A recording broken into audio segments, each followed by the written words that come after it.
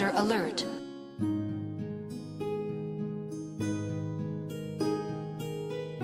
User alert.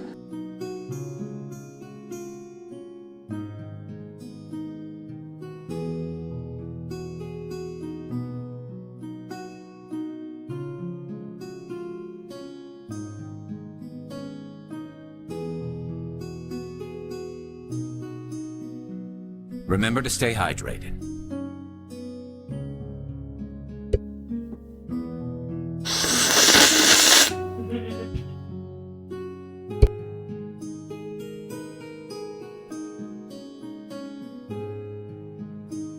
My back! Oh, my back!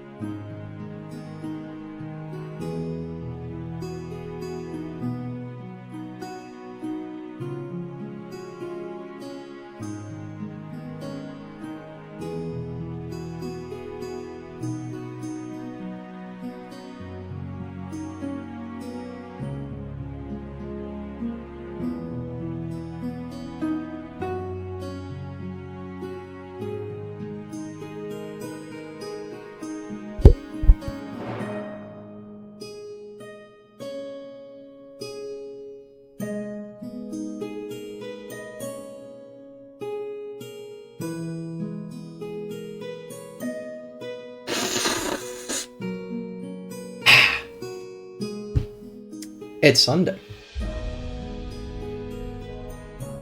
And we're still doing this shit. Oh god.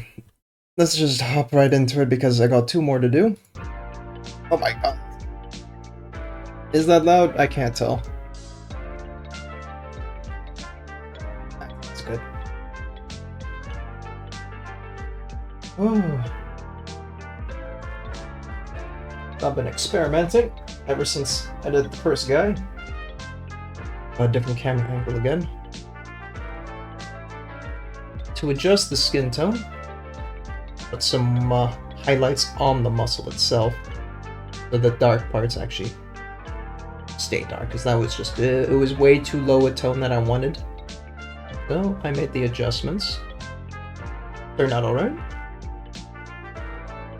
Since then, I think I found the right recipe, because these 2 guys I followed up came out really nice.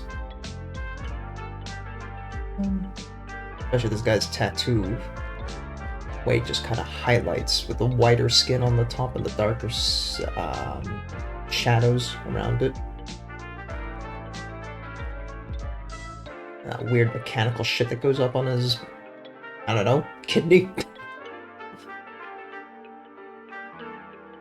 So when I had that figured out, and both those sets took me like 3 or 4 hours, I managed to bang out these 2 ladies in 1 hour. So we have this one.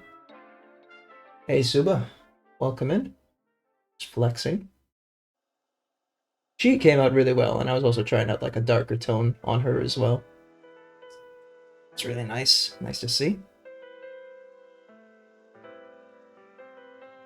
Her Brent, though, didn't come out as well. I tried a really pale skin tone and then a pale contrast. And she kind of looks like she's sick. Which, you know, if that's what you're going for, it kind of works. But, like, yeah, she's got that kind of, like, yellowy, sickly skin. Which, you know, isn't too bad. But, holy shit. Working around that metal shirt. That kind of sucked. Hey everybody, welcome in. Now, I want to start doing something a little bit more frequent. When I first started stripping paint off my older models, I had a jar, which Epikibby fondly called it the cum jar. It's full of alcohol, and it's what I used to strip the models so I could repaint them, because I have some 20-year-old models and I did really shitly as a kid. So I am going to banish somebody to the cum jar. And after much debate and thought about it, we're banishing my old demon prince to the cum jar. Take one good look, last look at him. The black was just kind of a spray on, there was nothing good there. There was like too much glue going on the back here. The whites are all messy and they don't follow the line, you know. Ironically, the best part about this guy is that head on his ass. And even then, eh. So yeah, I'm just gonna strip him down, and probably his parts will fall off as well. The sword also kind of lost its luster after a while too.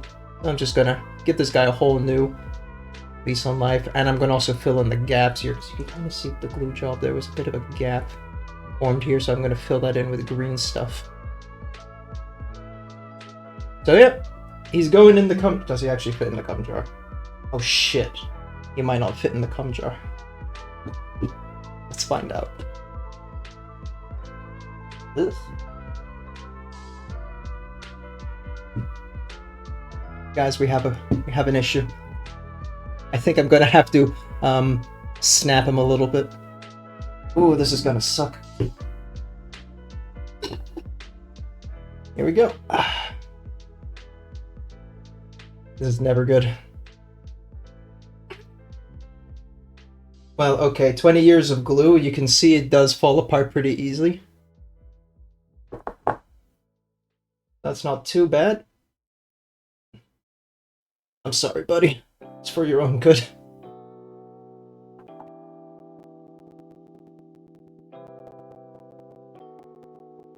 Oh, hey, the cat cake, yes. Courtesy of Faye as a gift. I am now a cat. You know that fucking meme, where it's that guy who's like in a Zoom call with his colleagues and stuff, but he has a cat filter on, and he's just like, no, so I assure you, I'm not a cat, I'm not, it's just a filter, I am not a cat. Oh yeah, right, yeah, I don't know if he's announced it yet, Jay, so I'm like, we'll hold off on that one. He's still debating how public he wants to go about that. It'll be funny. Come on, snap, you bitch. Oh, Jesus. What are you made out of? Metal? Okay, well, the pad came off.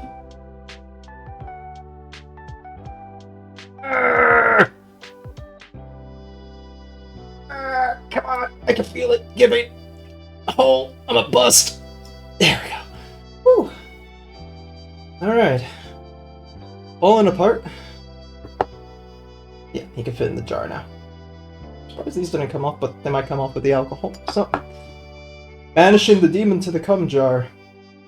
First his legs. And his arms. And then his body.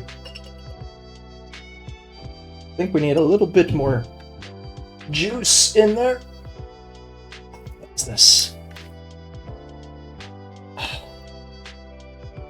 85% alcohol. Look. There we go. He is completely submerged, and after 2 hours, he should have had his paint reduced significantly. Then I could brush it off. That's a very tedious project, but voila! We've got the demon in the cum jar. You can already see some gold has flickered off him. No. He will happily sit in the corner. Oh, that was a lot of work.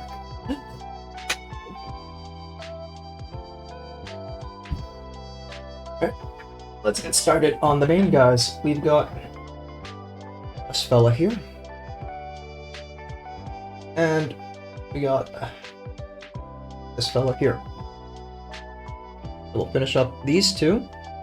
And then, depending if I'm quick enough, we still got these two ladies left afterwards. One has a lovely mechanical arm.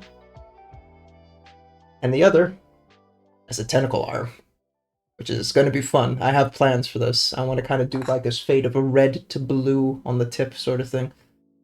See how that goes. And I go from like her paler skin tone to a bit more red, and then to a blue, kind of like all Eldritchy and shit. So, come back to her last.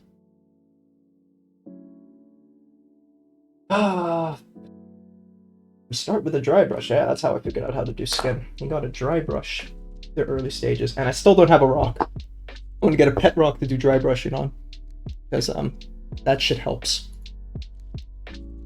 Lets me do my testing. Oh, Kinslev. Why not? And then I like the Gilliman flesh on it. Turned out good. Now Shanti was just way too pale, so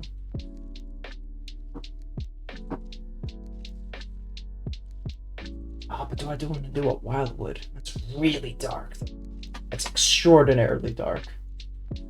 I want to do that then on this guy. And you can get Gilliman flesh. Alright.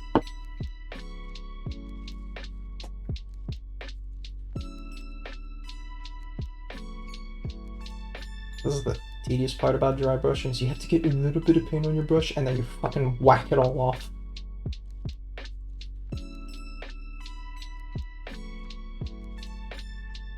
Alright, where's your arm?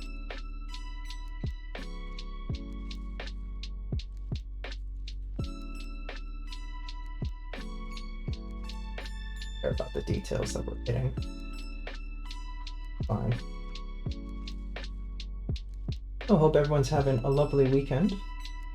I have been painting way too much, which is a good thing. I haven't been doing that for a long while, so it's nice to get back into the hobby again. And trying out new things while doing that. When been trying out new things or just vibing away. That's also good. Taking a break once in a while. Especially after all the fucking reading I've done. Last week I read a whole ass manga in 2 days. Just in between work hours during work, and I'm just like quickly like, oh, I can do a chapter. Here's another one in there. It's a real good one. I recommended it to Faye and he is devouring it too. Oh. Big recommendation there, although I cannot fucking remember the name to save my life. Because Japanese names are hard. What are you called? My bookmarks. Kaurauhana wa Rin Tusaku. Sure thing, buddy. Sure thing. Love it. Give it a read. It's a romance.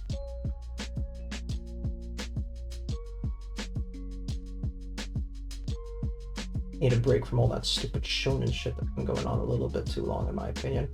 Off One Piece. Controversial, I know.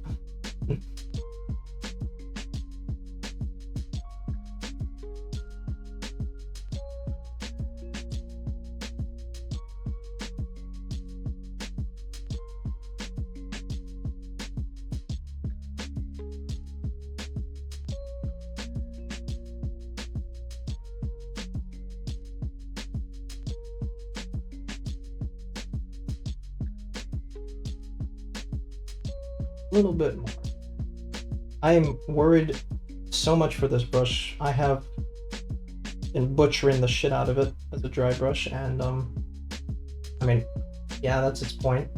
But at the same time, I kind of feel bad. How much have I abused it?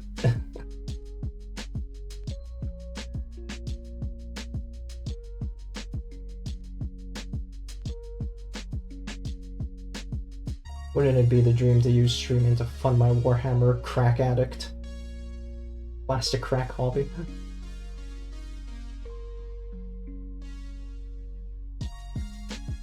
Oh shit, under the bed.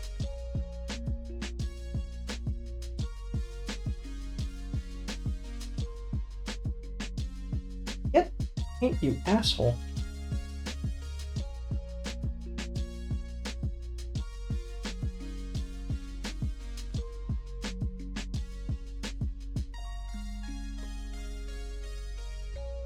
My bicep needs a little bit more because it's in the light, so it absolutely pop.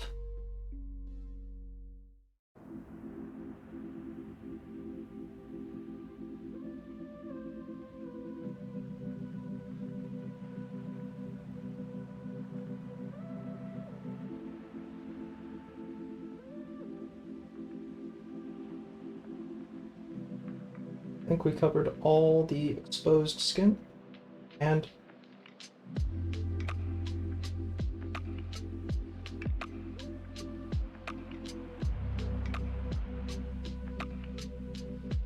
I think that's good.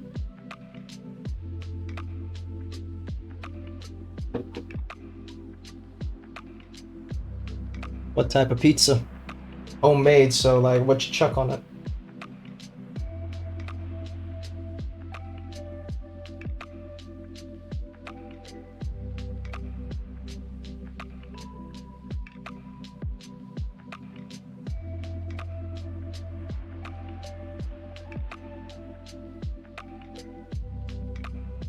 Mushrooms at this hour.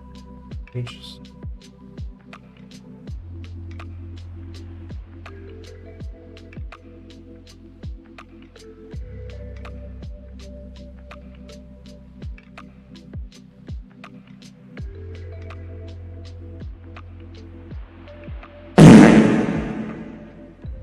And paprika, cherry tomato, shredded mozzarella, and Emmental. Wow. Oh. You okay with all that cheese there, buddy? Should I say thanks for the fart when people do the fart redeem?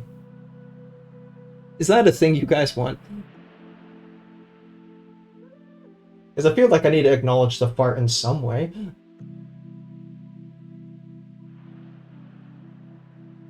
Thanks for blessing me with your flatulence.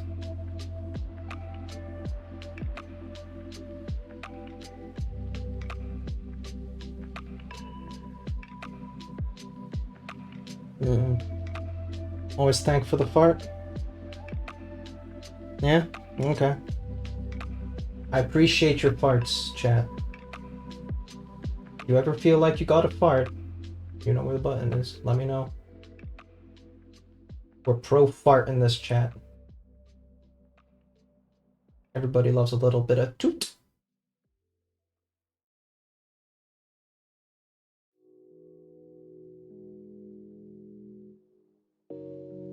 Come here.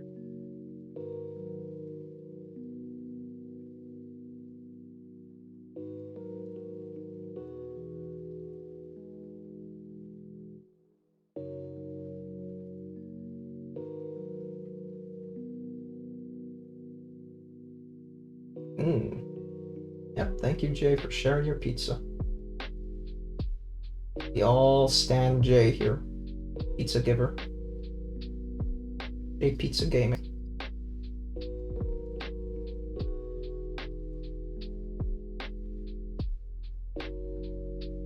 Yeah. Actually, I think I'm going to give this guy a sunburnt skin. I think I'll, yeah. I think I'll change it up. I know the recipe for sunburnt, so may as well give it a go.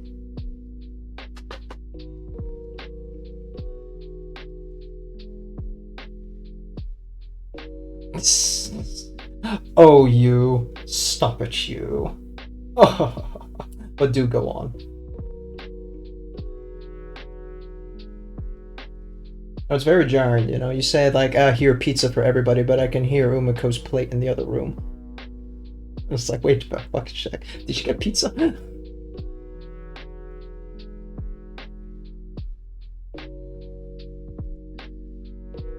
Yeah, I hear you munching. Exposed.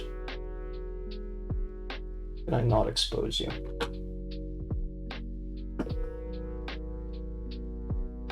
Alrighty.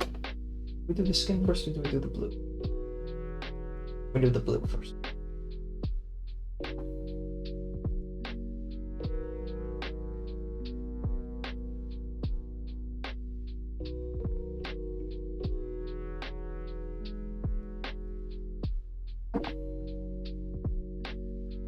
Remember to stay hydrated.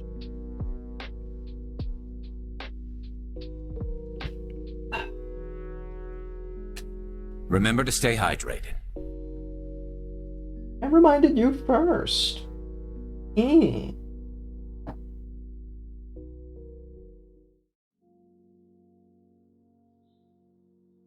I really like that. It really, really pops out. So nice.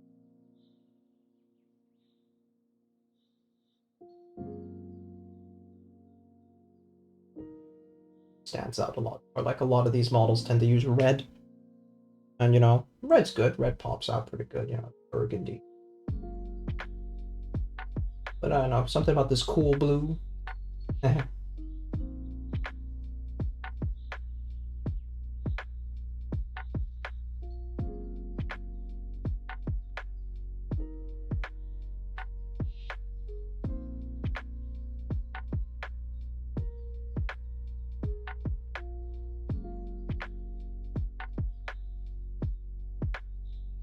Works better if I actually had more. Thank you for the part. I'm really gonna do this. Is this really a thing now? I also hate how reflexive that just came out of my mouth. Like, I think it's good. Let it all out. Better out than in, as Shrek always says. Always listen.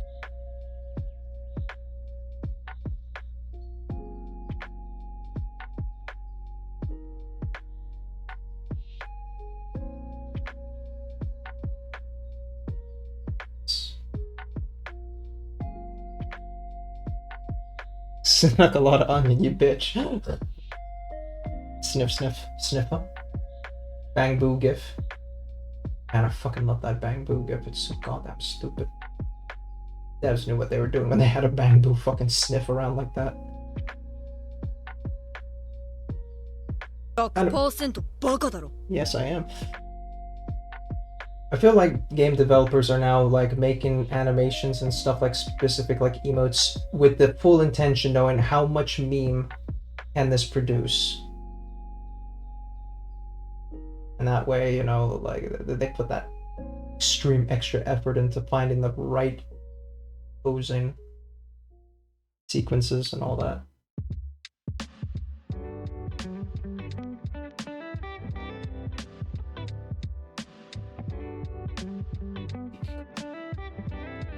Okay, I think that's his cloak done.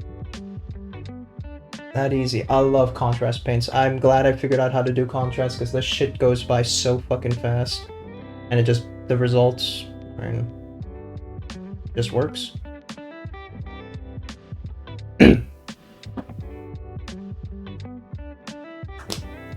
ETS? Hello?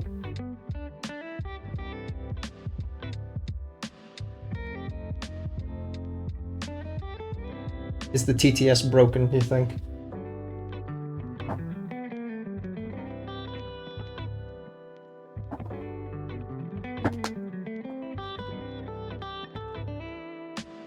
Take a quick peek once I finish the blue, because I want to make sure it doesn't dry up on me.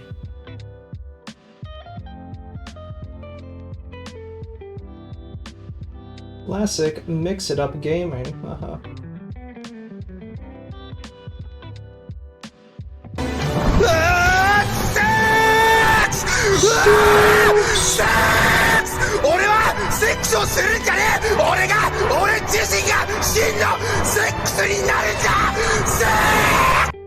Low-key, I wonder if I will ever get memed because of the whole My Hero playing in the background there.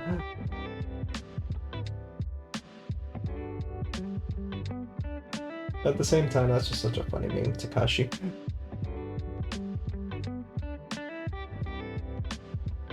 Yamaro Takashi, don't do it, you're gonna shorten your lifespan! I don't care! I have become sex.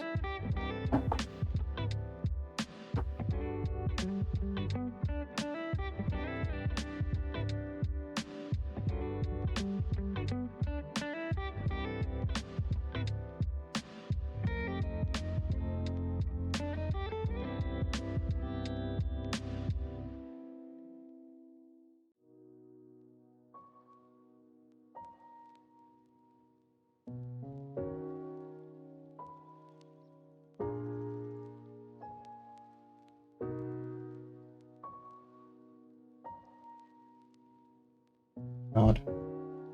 In there.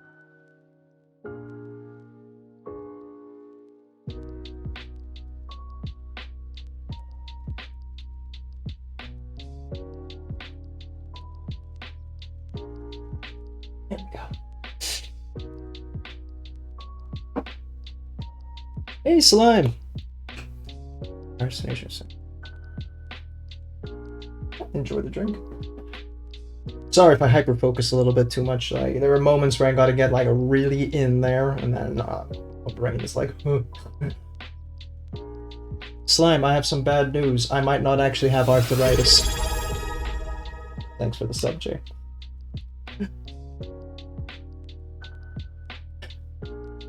I might not be an arthritis bro after all.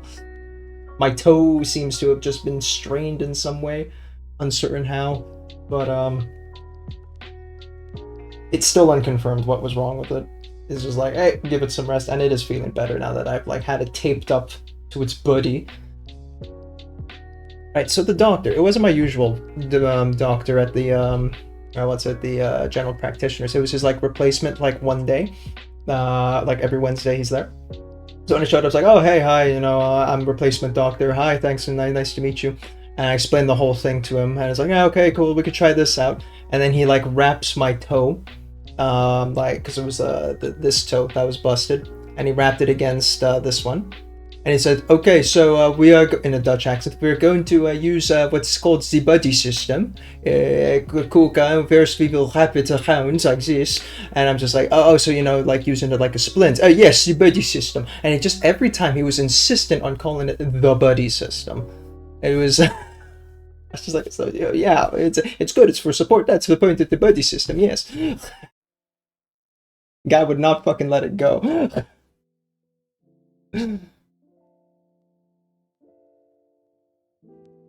Slime, I hope for your sake you don't have to have surgery. It's a little easier than that. Best of luck. Oh my god. Oh yeah, broken toe, yeah, for sure. I've not broken a bone in my body yet. Not once. I've strained, I've dislocated, and I have stabbed and other things, but I've not broken a bone yet. So, lucky me on that part. I stopped for a second. Why did I stop? I was gonna reach for something. I did the blue. I was gonna look at TTS, right? Open up Twitch commands. No, it's not commands. I'm dumb. Ha ha ha ha ha. Twitch redeem channel points. TTS.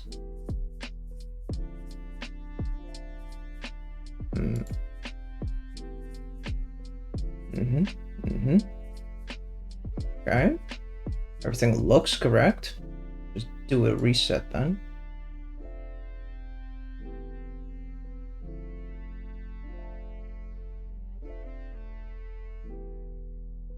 Adaptus 3K said test message. Hey, Paul.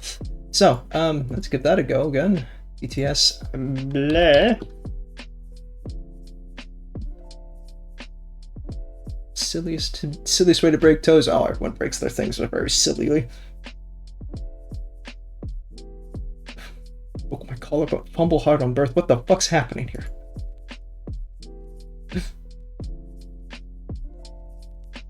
Yeah, TTS seems to hate me a little bit, even on this part. Just gonna do a quick check on my services. Services.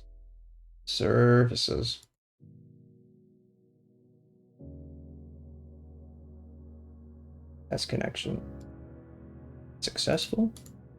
OBS Studio. Test connection. Also successful. We're all connected. TTS just hates me. Did I do anything funny that could have broken it?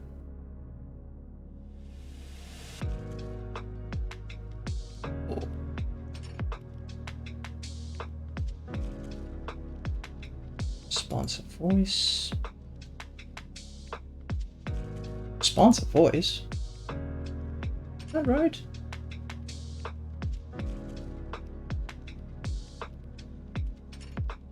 Oh, these are different voices you can use. Voice packs. I didn't even know that was a thing. Should explore that one day. You said username set message. SSML, how's it? Everything looks correct. I mean,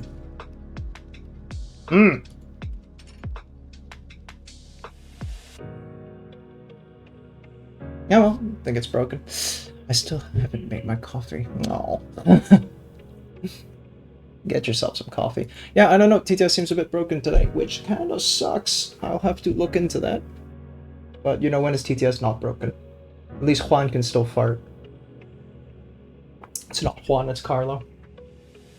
Juan is someone else.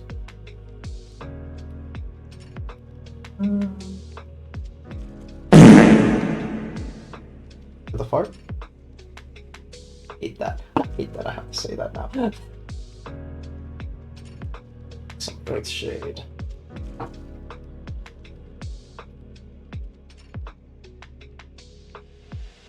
Look away and people are raw dogging in chat. Hey, yo. Is that a cat in the... Wait for the cat to walk into a position I can spin the camera to. Might get cat cam again, guys.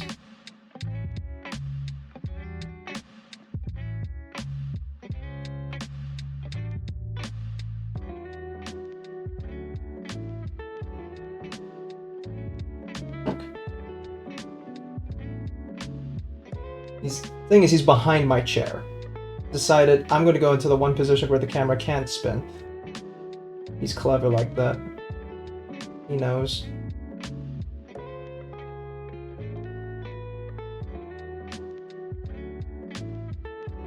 Sorry if I'm keeping the model a bit low. I'm ready to fucking drop it and spin the camera around as quickly as possible, so...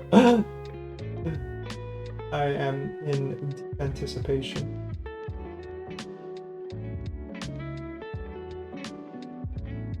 Yo, Eggy, you want to walk around to the side? The people want to see you. What are you digging?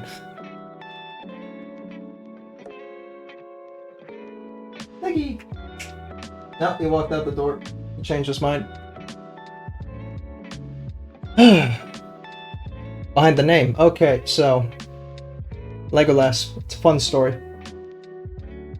When we went to go adopt a cat, we went to this cattery because he is a breed. This cattery did Persians and it did British Shorthairs, exclusively to get separate. But for some reason, somehow, the male British Longhair, it's a short hair, yeah. Or was he a long hair? Fuck, no, it was a long hair. The male British Longhair snuck out of his enclosure and got to the Persian Longhair enclosure and had a little diddling.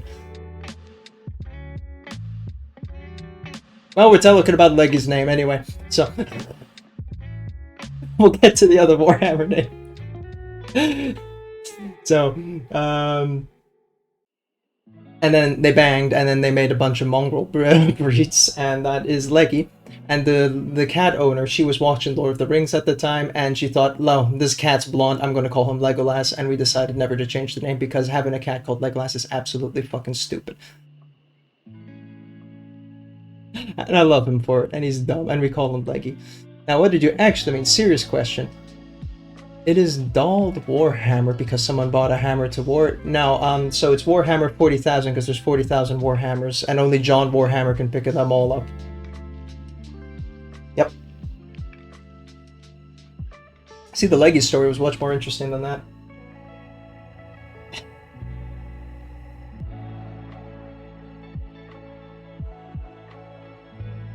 Fuck, it's called Warhammer, and just British store owners couldn't think of a better name than Warhammer.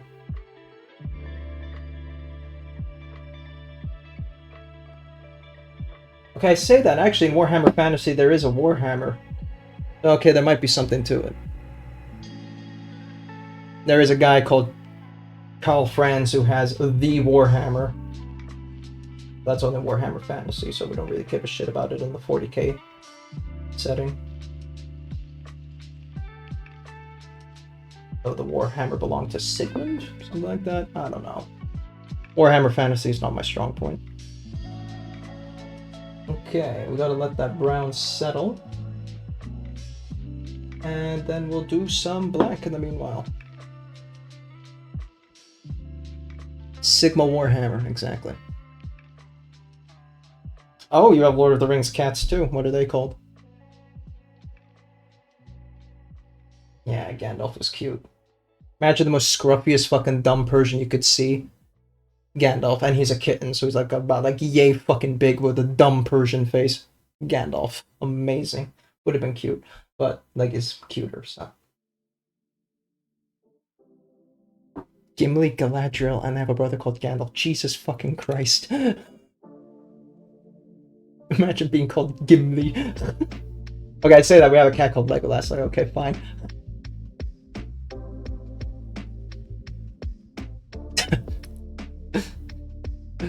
Oh.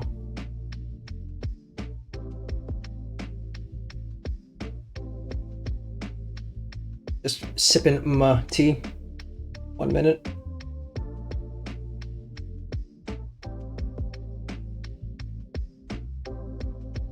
Yeah, I'm kind of disappointed. I was expecting to pick that up.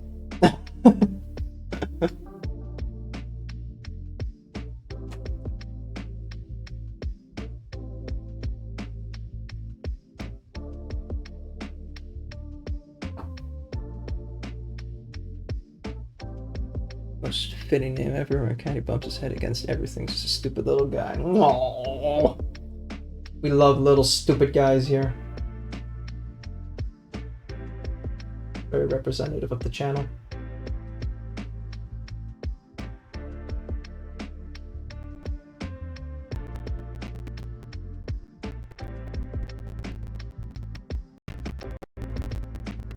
Yeah, funny enough, Johnson was also watching Lord of the Rings recently. He messaged me about it, and I'm like, damn, I actually haven't seen those movies in a while. But every time I think about it, I'm like, no, you stopped for a reason, buddy. I watched that shit for fucking 19 years straight. I have to let it go. They're good movies, but 19 years of just non-stop every year watching it at least once, that's enough. Don't really need to go further than that.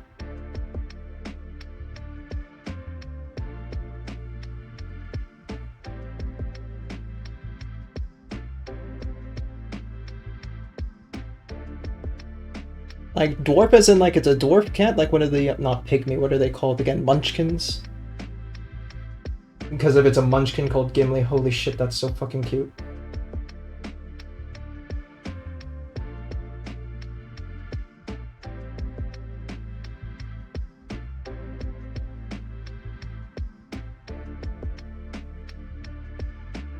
But the extended cut is so good, Jay. It's the only way to watch the fucking movies. If you're not watching the extended cut, go fuck yourself.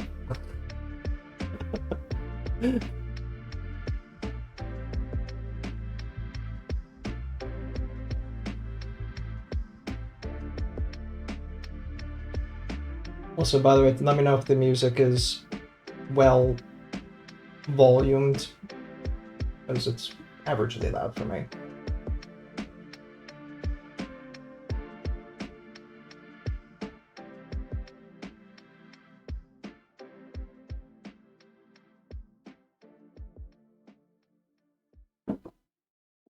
Music is good? Cool. You didn't have to sit through it twice. I only made you watch it once. An actor kicks...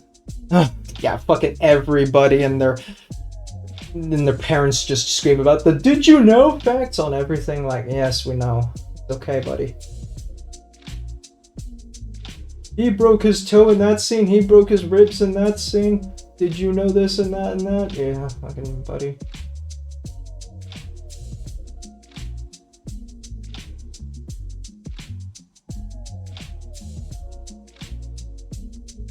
Gotta hold it a little bit higher up so the autofocus doesn't keep shitting itself. Hello, autofocus? Because of my hand. Damn, this is one stroby fucking camera.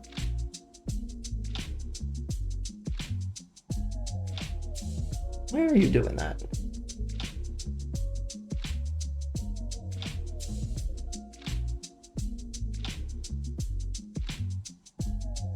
Yeah, I wish I knew how to turn off autofocus, that's the problem.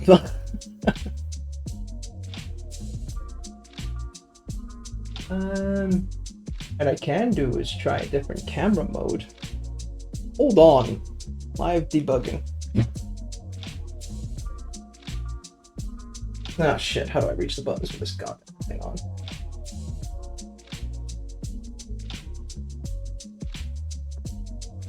Bear with technical difficulties.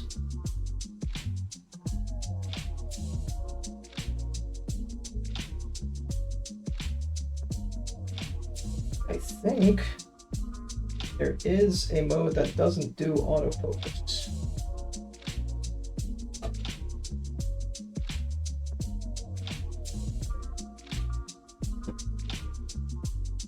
Damn, oh, that's the wide camera angle. That's why. Holy shit. Interesting. How does that look? Oh. That doesn't help at all.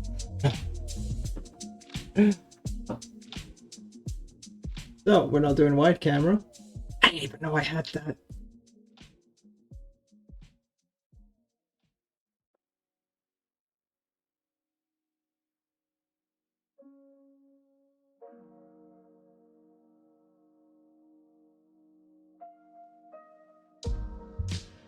No, there's no actual setting for this thing. And that's the limitations of Video Ninja, I suppose. Kind of stuck to what your phone can and can't do.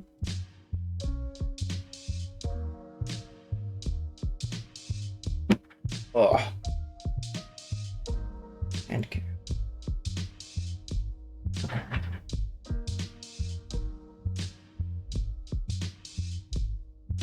Focus.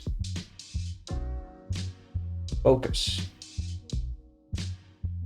Oh, a little turn it off and on again seems to have helped a bit, so.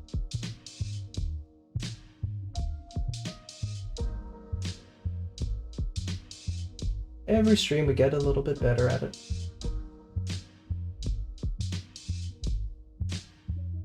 Oh man, I can fucking even see it in front of me as it just does that. It's because my hand moving to different elevations. A little lower.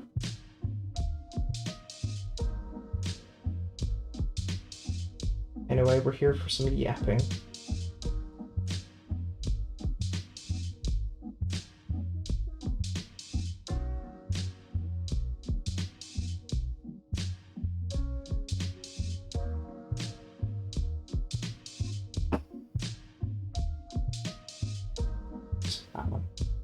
I forgot what paint jar I was using. Oh.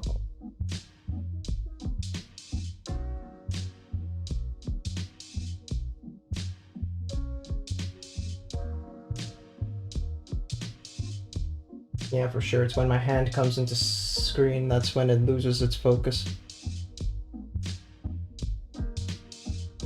Yeah, huh.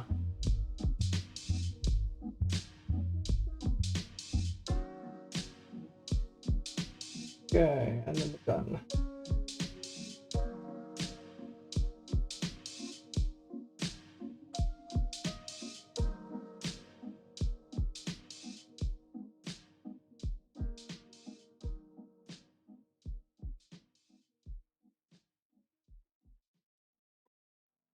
Just don't have a hand, yeah, right? Speaking of yapping, would you ever be interested in doing a yap session? I am always down for a yapping session. I actually would prefer to do most of my art streaming stuff with yappage. I'm not very good at yapping.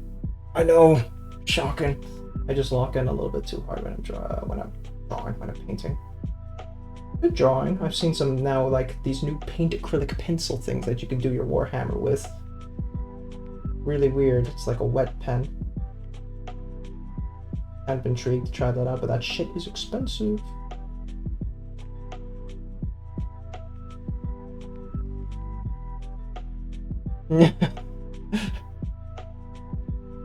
Nah, I'm having Faye on a mission of finishing that manga.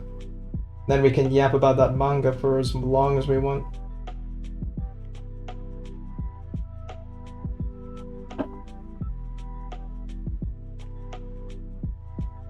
Well, if you guys feel like it.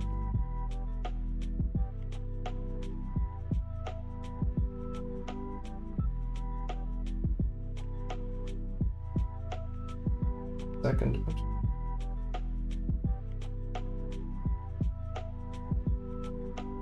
And also feel free to bring out your Gundams. I know you're all more Gundam orientated people.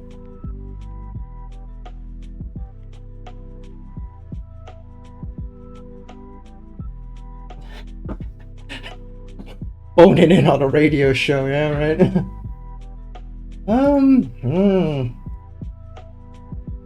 Which Discord?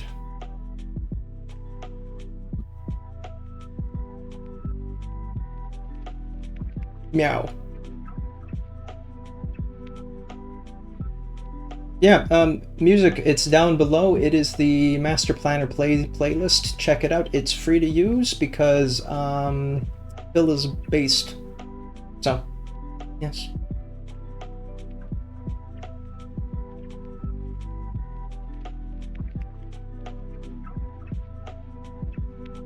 Meow. I just love the little horse that's on like the tail. Meow. I don't know, Jay, where are we going Discord wise? Stop gigantifying with bits. Wait, this shit costs bits. Stop spending bits. This is a free stream. We don't do money here.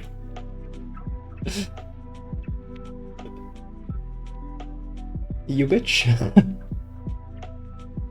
30 bits. You know how much that is? That's like...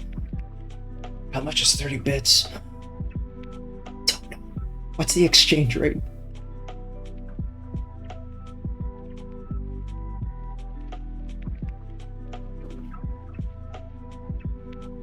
$0.30? Jesus Christ.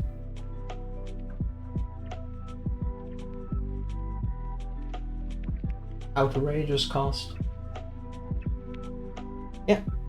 You know, get people in, yap a bit while I figure out my phone. That could also be viable.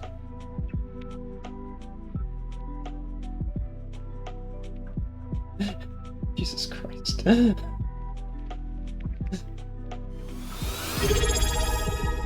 Thank you for the sub, Paul. What is my phone again?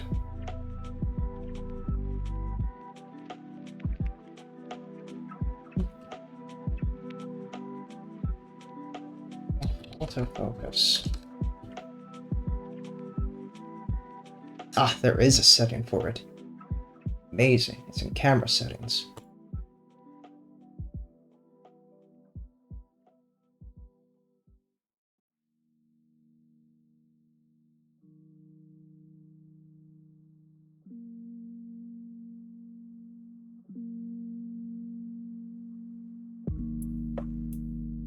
Alright, I'm gonna do a quick camera check here. 1 second. Come here, you bastard. Oh!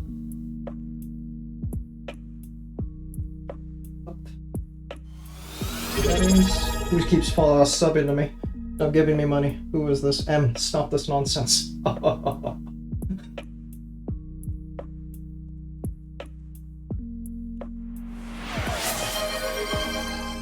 Oh god, this is my first night. Stills.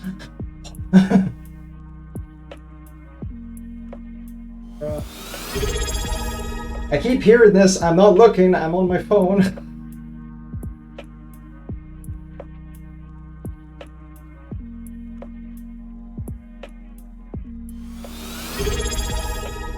You people.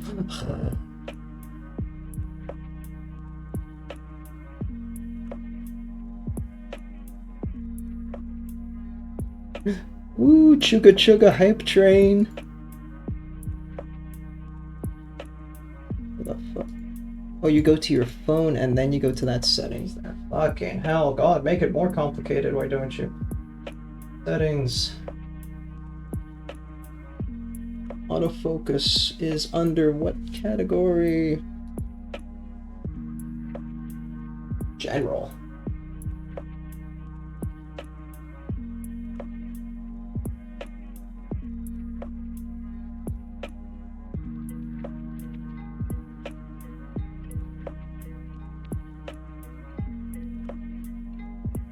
Vibration feed.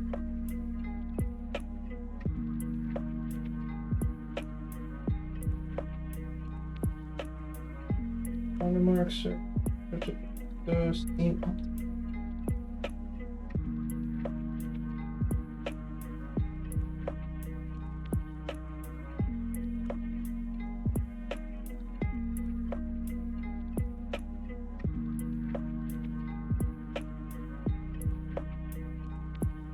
Don't know if that'll do it.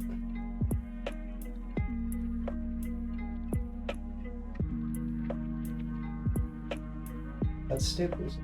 Why not have fucking autofocus on this thing?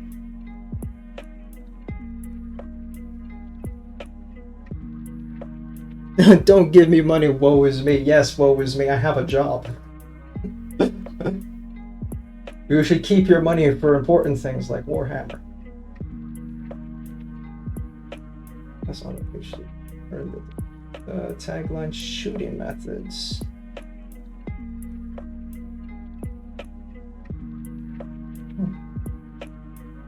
Oh, palm. Take that shit off.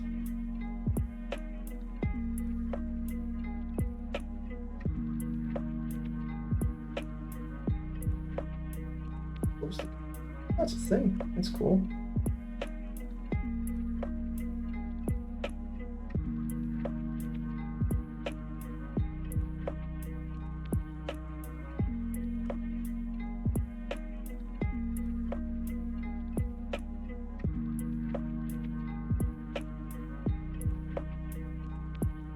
You know, I wish they wouldn't keep updating Android phones.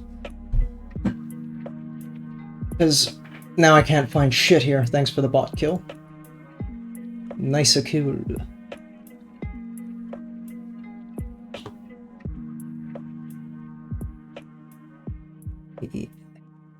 Stay focused. How much until level 5? Listen, buddy.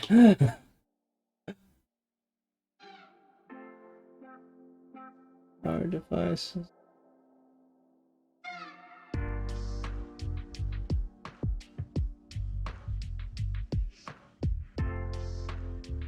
Oh, apparently this phone brand does just have issues with autofocus. Interesting.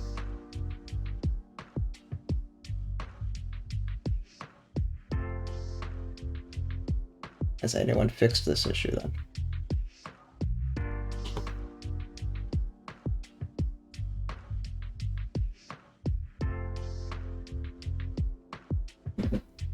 The video finder until 8. Aha!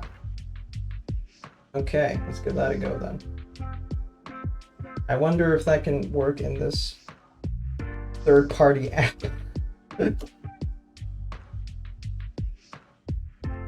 Camera. Connect.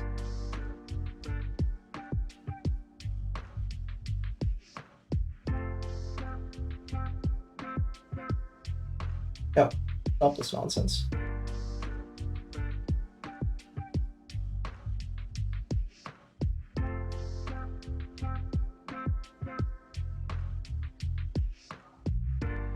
No. Okay. Doesn't even use the default camera thing. I might need to come up with a new camera mode then. Oh, level 2. We keep it. We take those. It's good. You don't need to do more than that. But no, unfortunately, there's no easy way to fix this because it doesn't quite use the same camera mode, the default camera, which is a bit annoying, but oh well. Means I have to be a bit more creative. Pretty Goose? What the fuck? Is that the name of the emote you got or something?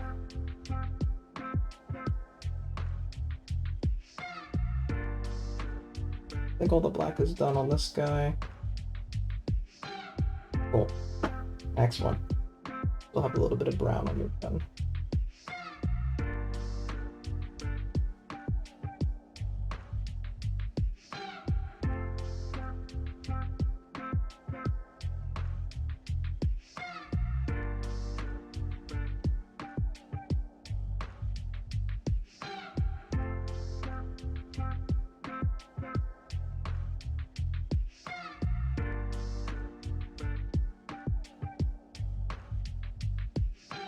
It's a higher level emote. Wow.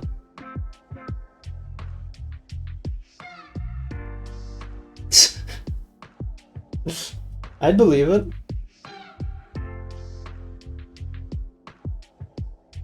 Paula's got a very feminine German accent, right?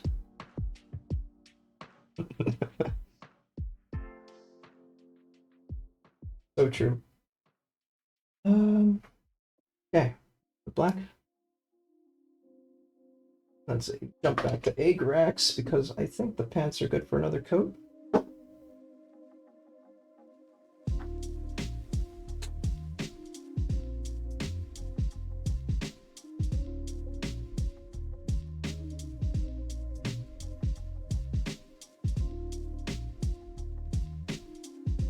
And the pants will be done.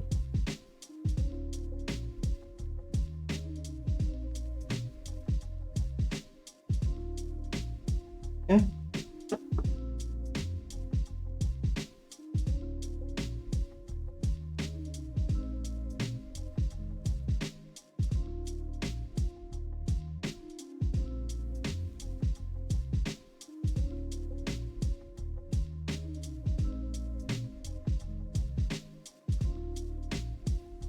And the pants are done. It's time for us to help. Just keep scrambling for the mod view. It's under settings, I think, right? I also scramble for the mod view when I realize my cookies cleared it or some stupid ass shit. And then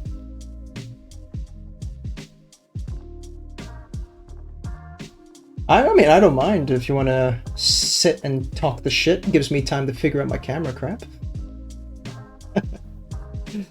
Because I don't think there is a way to really fix this.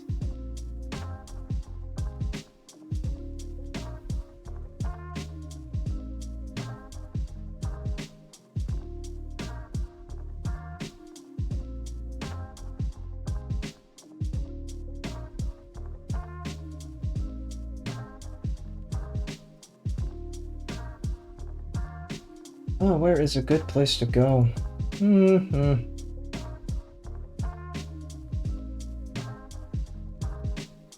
What is a nice private channel? Just go to the Umiko's birthday bash secret voice count.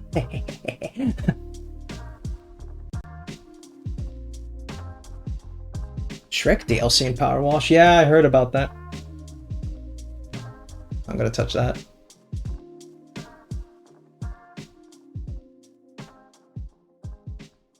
You press the settings and you get a list of available options. Focus is one of the options, assuming your camera and webcam supports it.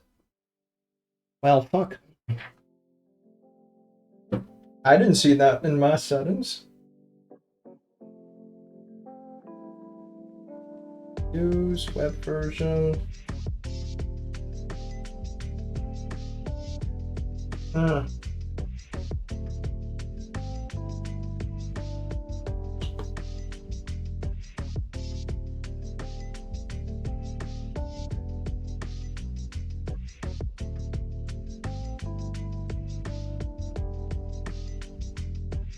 That's fine. Where is it?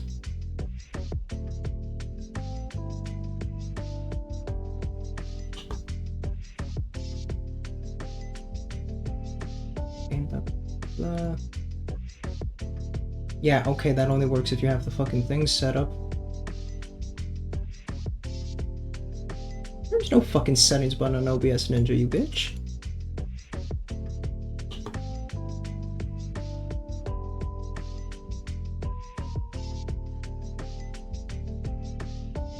Don't tell me it's controlled from here.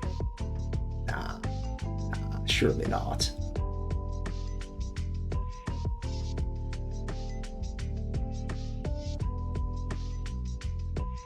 Yeah, exactly. Didn't think so. Kung Fu Panda 4. There's already... Yeah, there is a 4, isn't there? Yeah, that's right.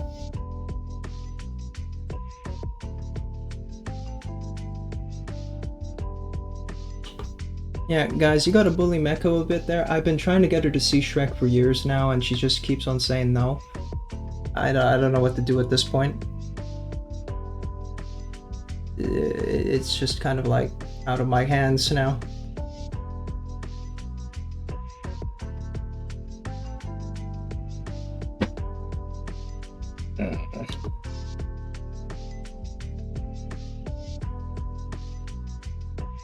Bum bum.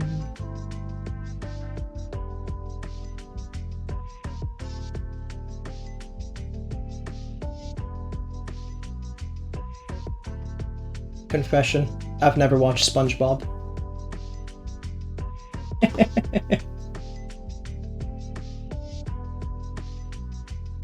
Is what it is. And that's the confession I'm entering in on. Oh my goodness. Oh, you're so tall.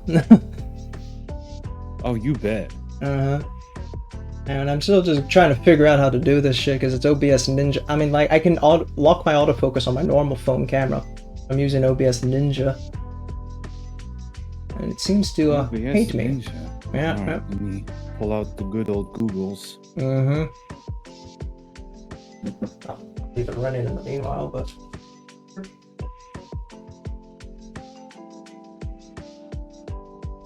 As they say, there's a settings. I don't see a settings, so I go fucking die then. Yeah. Smartphone Okay, camera. Of course I pick Video Ninja and not OBS Ninja. But no, Video Ninja is the rebranded OBS Ninja. Ah, you are in OBS Ninja. Okay. Yeah, Video Ninja, OBS Ninja. Video Ninja. Sorry. Yeah, same. The video I'm looking at, what the person is doing is opening the camera source in a browser. Yes. And then there's a settings.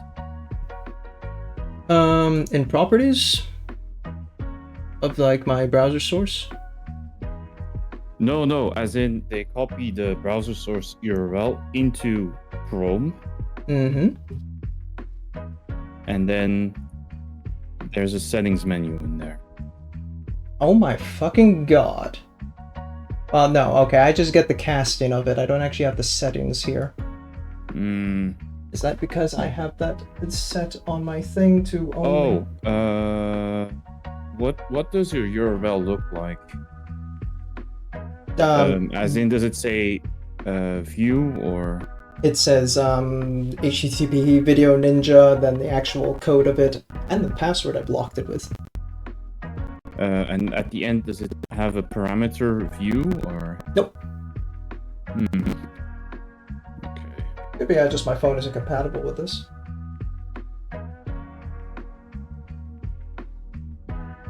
have one more thing to check. Here's an advanced setting.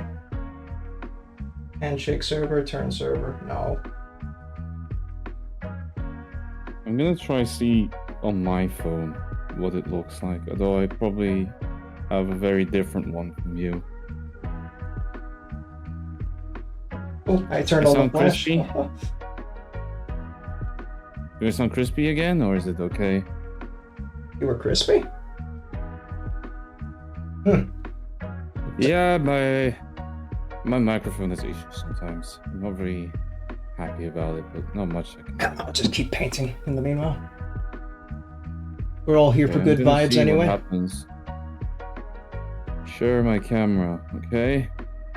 Focus. Well, that's I definitely want to look at my face today.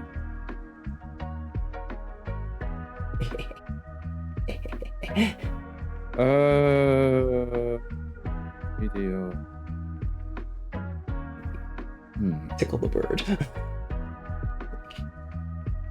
Oh. I suggest you mirror me and shove me in the corner. Oh wait, no, that's my normal. There you are. Flip. Where's the flip? In OBS, it's... isn't there a right click? There's a flip transform option? flip. There we go. Yeah. Look at you No, go. unfortunately on my phone, it doesn't look like there's any kind of autofocus setting either. It's kind of weird, isn't it? Maybe I should change to a different software. I have frame rate, aspect ratio. No autofocus. Okay. Alright guys, we're going to do something scary. We're going to use wildwood. It's a very, very dark oil, but we're going to see what it does for our guy. And hopefully, won't regret it. If not, back into the cum jar they go. Oh god. And the thing is with the new models, they're made from a type of resin that if you leave them in the cum jar too long, they melt. So Oh, that's a classic. you cum but rationally. Rational coming. I don't make the rules. A little less. Less is better. I can always put more if I need to. Yeah, it's dark. Oh, but that does kind of come out real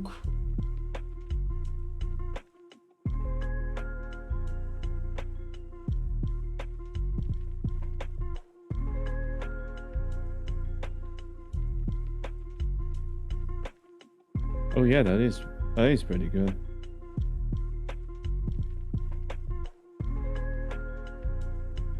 And the way it kind of sinks into like the guts. You can kind of see his scars as well, kind of pop more that way.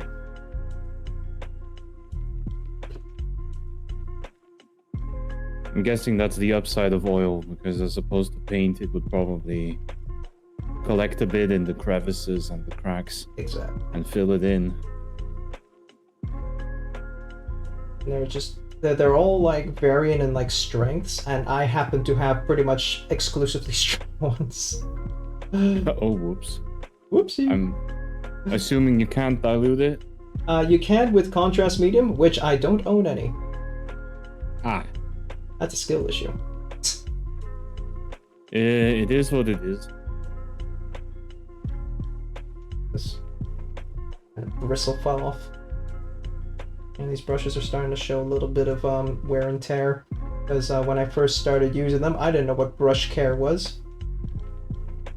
And so I kind of butchered them a little bit. Means I need to buy new brushes one day. And then I could buy some higher quality brush. The Vallejo series or something. I need to do some homework on Oh that. yeah, I've seen that brand go around. They're very popular. Them and the Da Vinci brand as well. Because, you know, you gotta be popular if you call your brush fucking Da Vinci.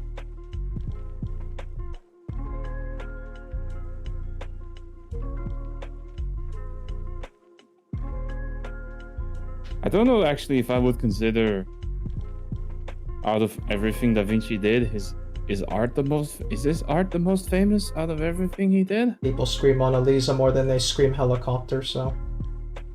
That is true. That's very true, actually.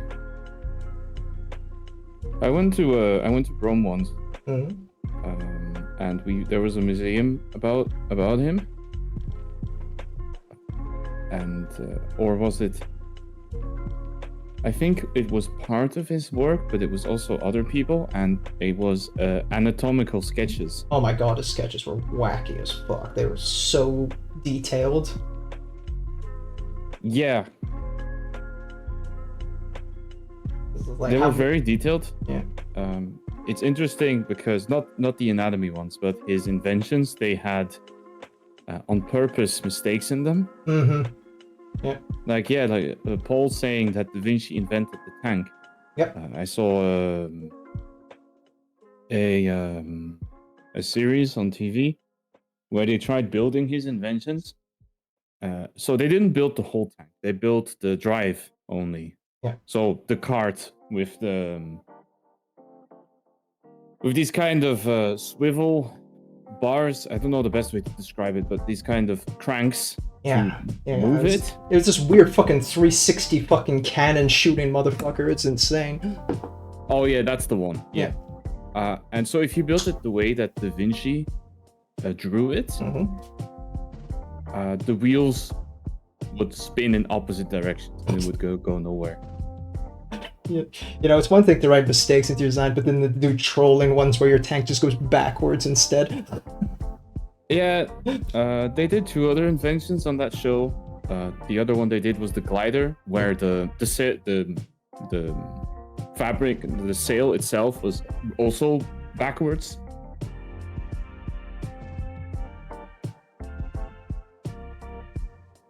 Oh, that's looking real sweet. Yeah, look at the scar and it all kind of bulbous and nasty, which is true because he's chaos, so, you know. Really pops out there with the darkness.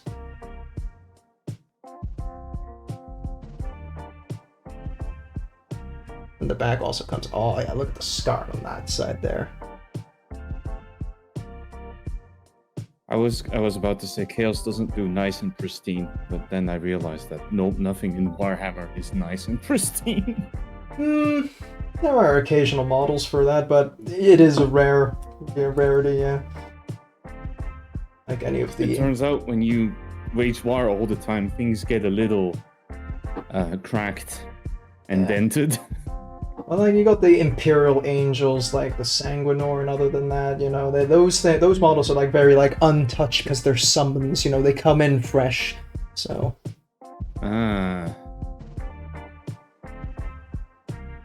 Okay, we're gonna give this guy a sunburnt kind of tone, and by that we're gonna put in Berserker Red on him, because no better way to make someone red than red. The red ones go faster. I am terrified if this is gonna work.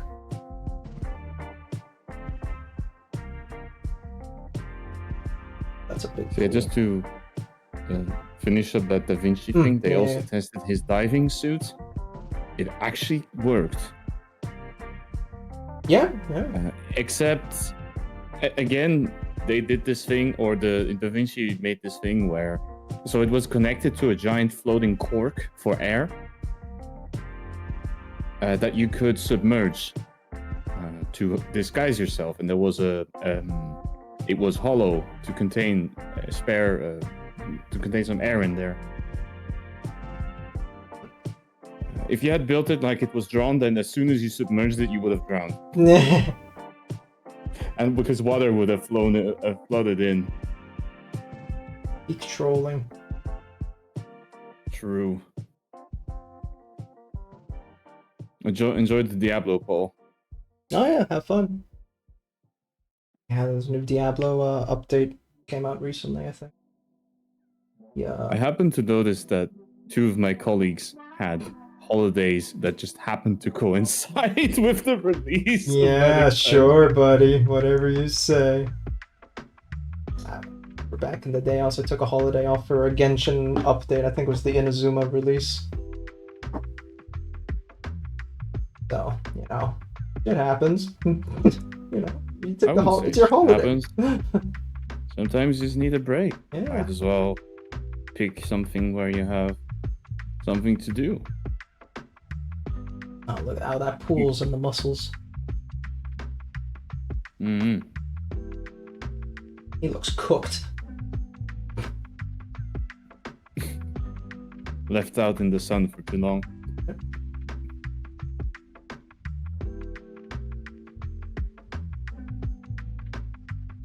Apparently you gotta be a bit more splodgy for the sunburn effect, so splodgy it is.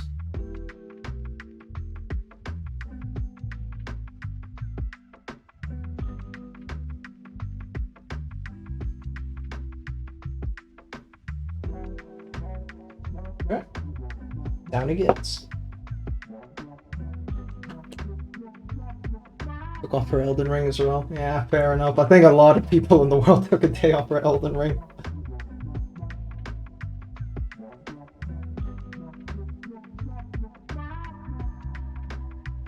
Okay, this guy's dried up. Let's see, where are we at now with you? Right, I think we gotta do his leather straps, some wood, the metallics, and it's final wash time. Straps we use. This one. Not a switch brush, I think.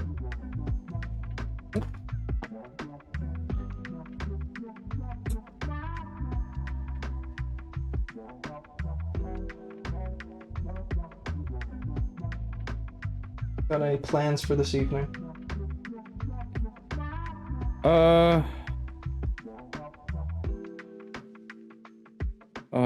This afternoon, maybe. I'll maybe do something. I'm undecided as to what yet. Then I gotta call my family. And so usually on Sundays I play Magic the Gathering with other VTubers. So maybe we'll do that, and if they can't be there, then just chill. Fair. I don't have too much planned. I have to get my tires changed tomorrow at 7 in the morning. Oh so. my god. Well, you know how it is, Adaptus. It's either that or I'm not taking off work just for a tire change, so...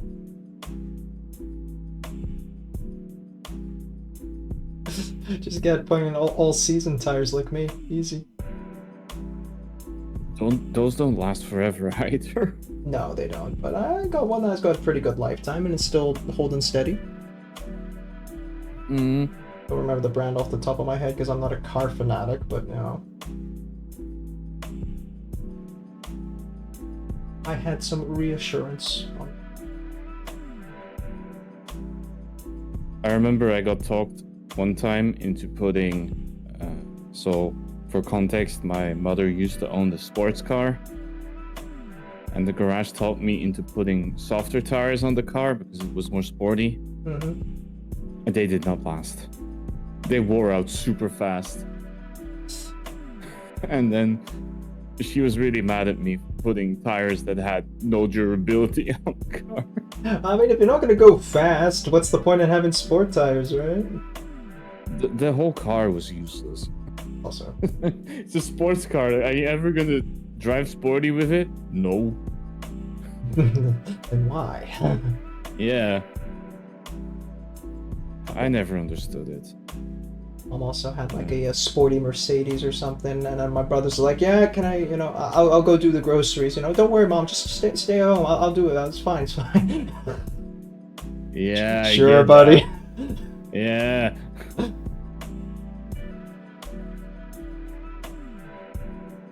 No, I just love driving. You know, it's Yeah. you know, I'm just looking after. I did a similar thing, but that was because she kept saying that she hated driving the thing. And then we sold it, and now she keeps saying, "Oh, Jay, I kind of miss the car though. What is this? What is this Stockholm syndrome? What is wrong with you?" Don't know what you have until it's gone, Jay. I don't understand.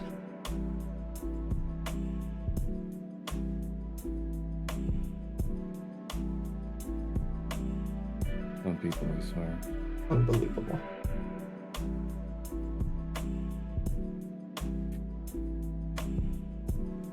Weren't you working on some Gundam at one point? I remember.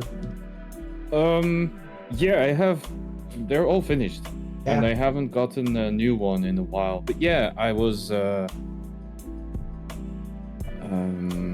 have 3 of them. They're all on my desk actually. The last one I built was okay. So to preface, I know very little about actual series or Same. universe. So yeah, I started with the more traditional models, and then the last one I got was this Ultraman one, which is it's not really, it's not a Gundam. It's like power armor, but it looks really cool. Yeah, it was already fun.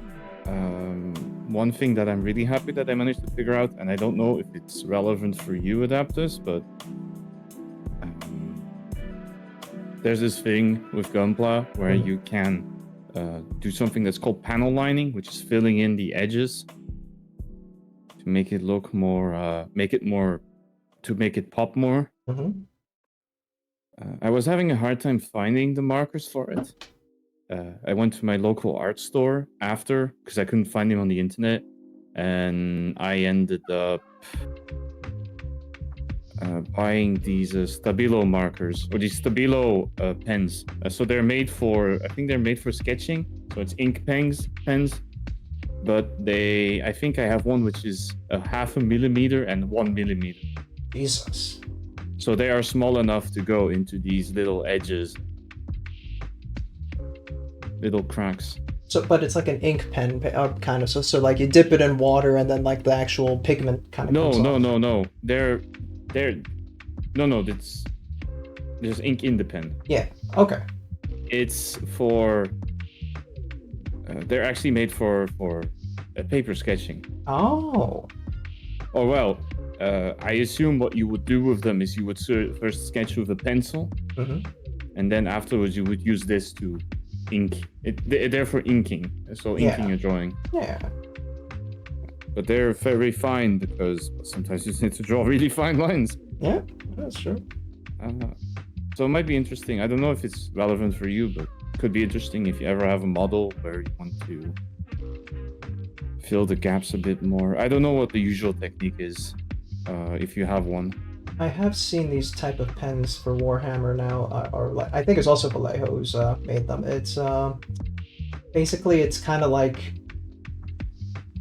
almost like a chalk-like tip of the pen. You dip it in water and you kind of rub it on, but it's kind of like a pencil, a lead pencil-ish in a way, but it's paint. Okay. And it just stays onto the model. So you just people start like fucking drawing on their 3D models. It's kind of weird. Why not? Yeah. I tried it with a lead pen. Well, not lead pencil. I used what's it called? It's the graphite pen. That's it. Yeah. But it doesn't stick at all. No. And even if you do manage to get it to stick, it's very subtle and you hardly see it. Yeah. It's the only thing that's a bit unfortunate because I would have liked to have something more middle ground between the two. Graphite pen is hardly so for. We're talking here about drawing on something which is mostly gray, light gray. Okay. Yeah, you draw with a graphite pen, you hardly see it. You draw with the ink pen, and it's solid black. It's really. I don't mind it so much. I think it looks okay, but there's people who don't like it because it makes it look very. It's a not realistic style. It makes it look more like in the series. Yeah. What's it called? Toon shading? No, not toon shading, but cell shading. Yeah, it makes it look more cell shaded. Yeah, exactly. Yeah. So it's. That's how I lined my models, and I think it looks okay, but I know there's people out there who don't like it so much. Yeah, I mean, you draw what you like, or you do what you like for your models, like. Yeah, I did actually pick up some of those Vallejo pens, or I think the brand I got was Gundam Marker. I ended up giving them away because I misjudged. They were not actually liner pens. They were pens that. They're called pour pens, so they have a plastic tip, and it more or less pours out paint. You don't draw lines with this. This is if you want to recolor your model. Right. If you want to recolor large parts of it, and you don't want to use traditional paint like you do with the Warhammer thing. So I ended up giving them away because I was not interested in repainting large parts of it. Yeah. It could be a bit much. And I never used them, so I gave them away to a friend. There. Yeah. Okay. Just finished the leather strip. Looks good. Oh wait, there's also his. I haven't really looked into getting another model, mostly because there's not many shops around here that can get you models, and if they do, their assortment is very small. Yeah. And there's just not a whole lot of ways to get hold of one, sadly. So that's okay. And also just occupied with other things. It's one of those things. It's like a lot of hobbies, right? They come and go. You swap them around. Sometimes you feel more like this. Sometimes you feel more like doing something else.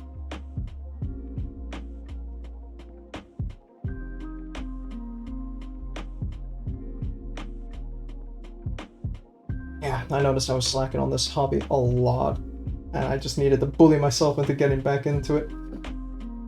Because I do want to do it. It's just like the setup time and everything. Oh yeah, I know what you mean. There's a lot of.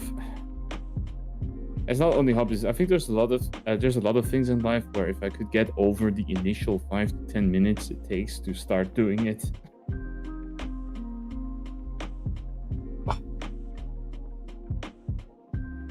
It's just also, I think the setup that I have, like here, where my workspace is also where I put my work laptop for when I'm like on my work day at home.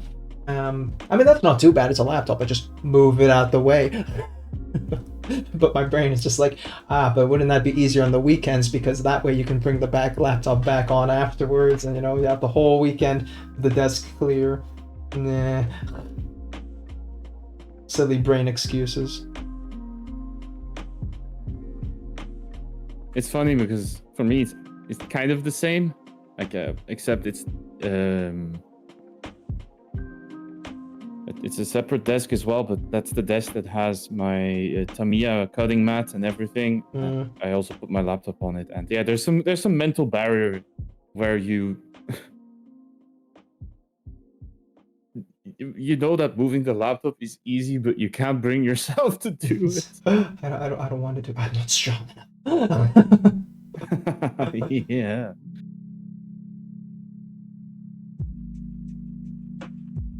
The water died now. Much.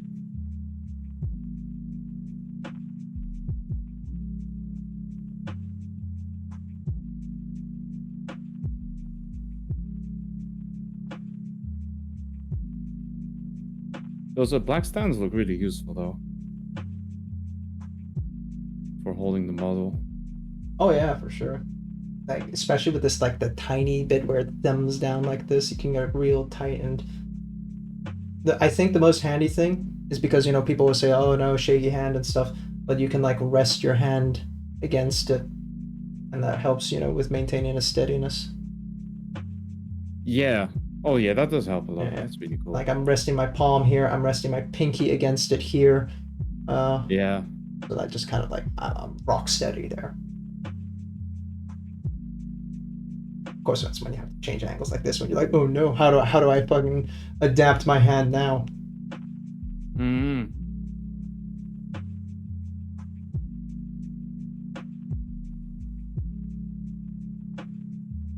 Shit. Okay, no, I'll switch to a smaller brush. Even smaller.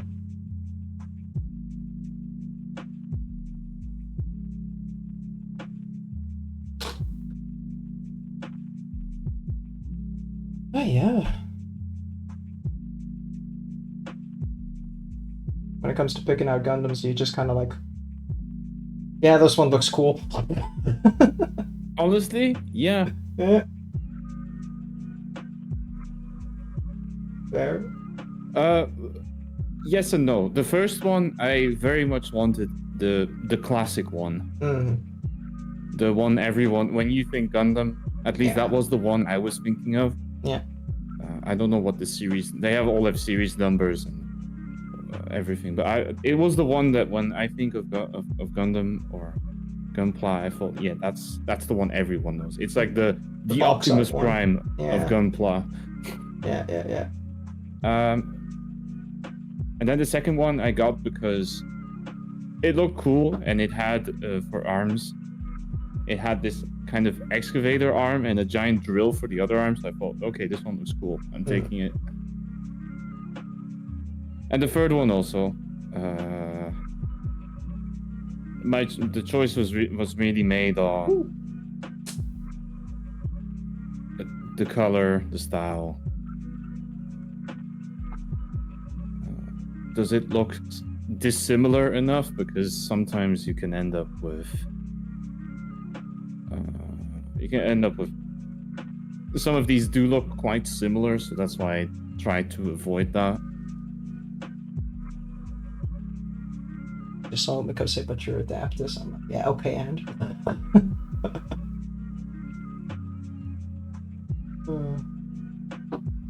Thank you for reaffirming his identity. Yeah, He is indeed Adaptus. much to my chagrin. You win some, you lose some. Yeah, right.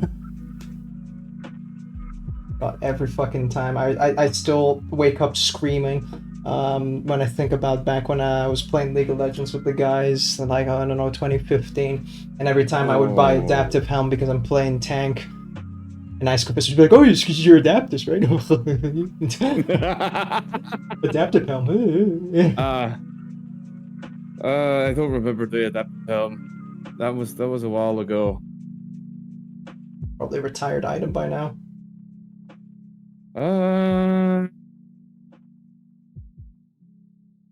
Let's do some. It's this thing. Yeah. Yeah, it was. It got retired in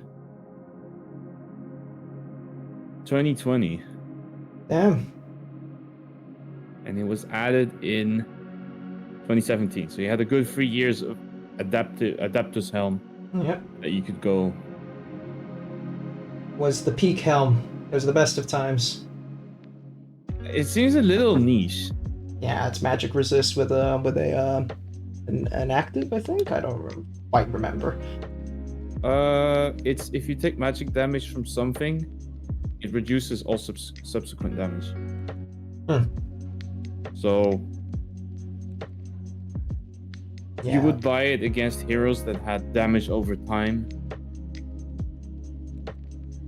I think I just got it also for like the MR reasoning, because if I was like a tanky mid lane, not tanky mid lane, high damage mid lane. Yeah. Do the metallics yet? I think so. Do metallics, and then Olin oil. I think we're good then, right? Oh wait, straps on the back of the head. Always forget something. Oh, I still have I'm trying to look at the replacements, and I recognize 0 of these items. What happened to them? These for 40k army, kill team, or Necromunda. These are for a hobby. I don't actually do the competitive part. I just like the painting part. But no, this is the what's the box called?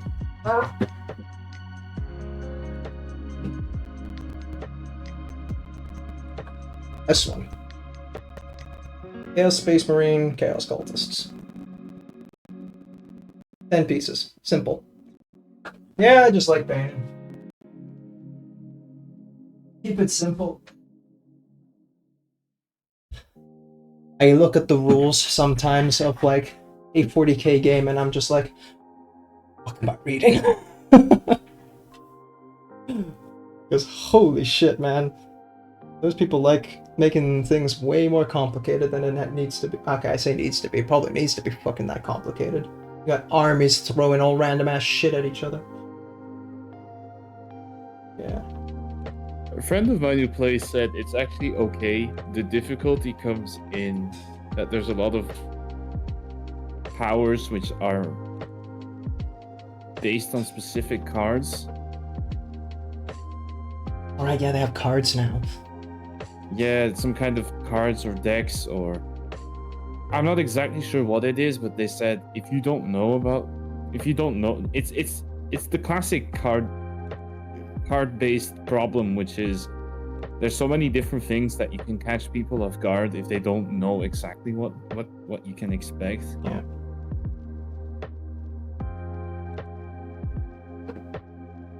As someone who plays quite a few card games, it's the classic. Yeah. You explain them the game, and then you catch them, especially newer players, and then you catch them like, I play this. Like, wait, that you can do that? Yeah, but only if you have this card.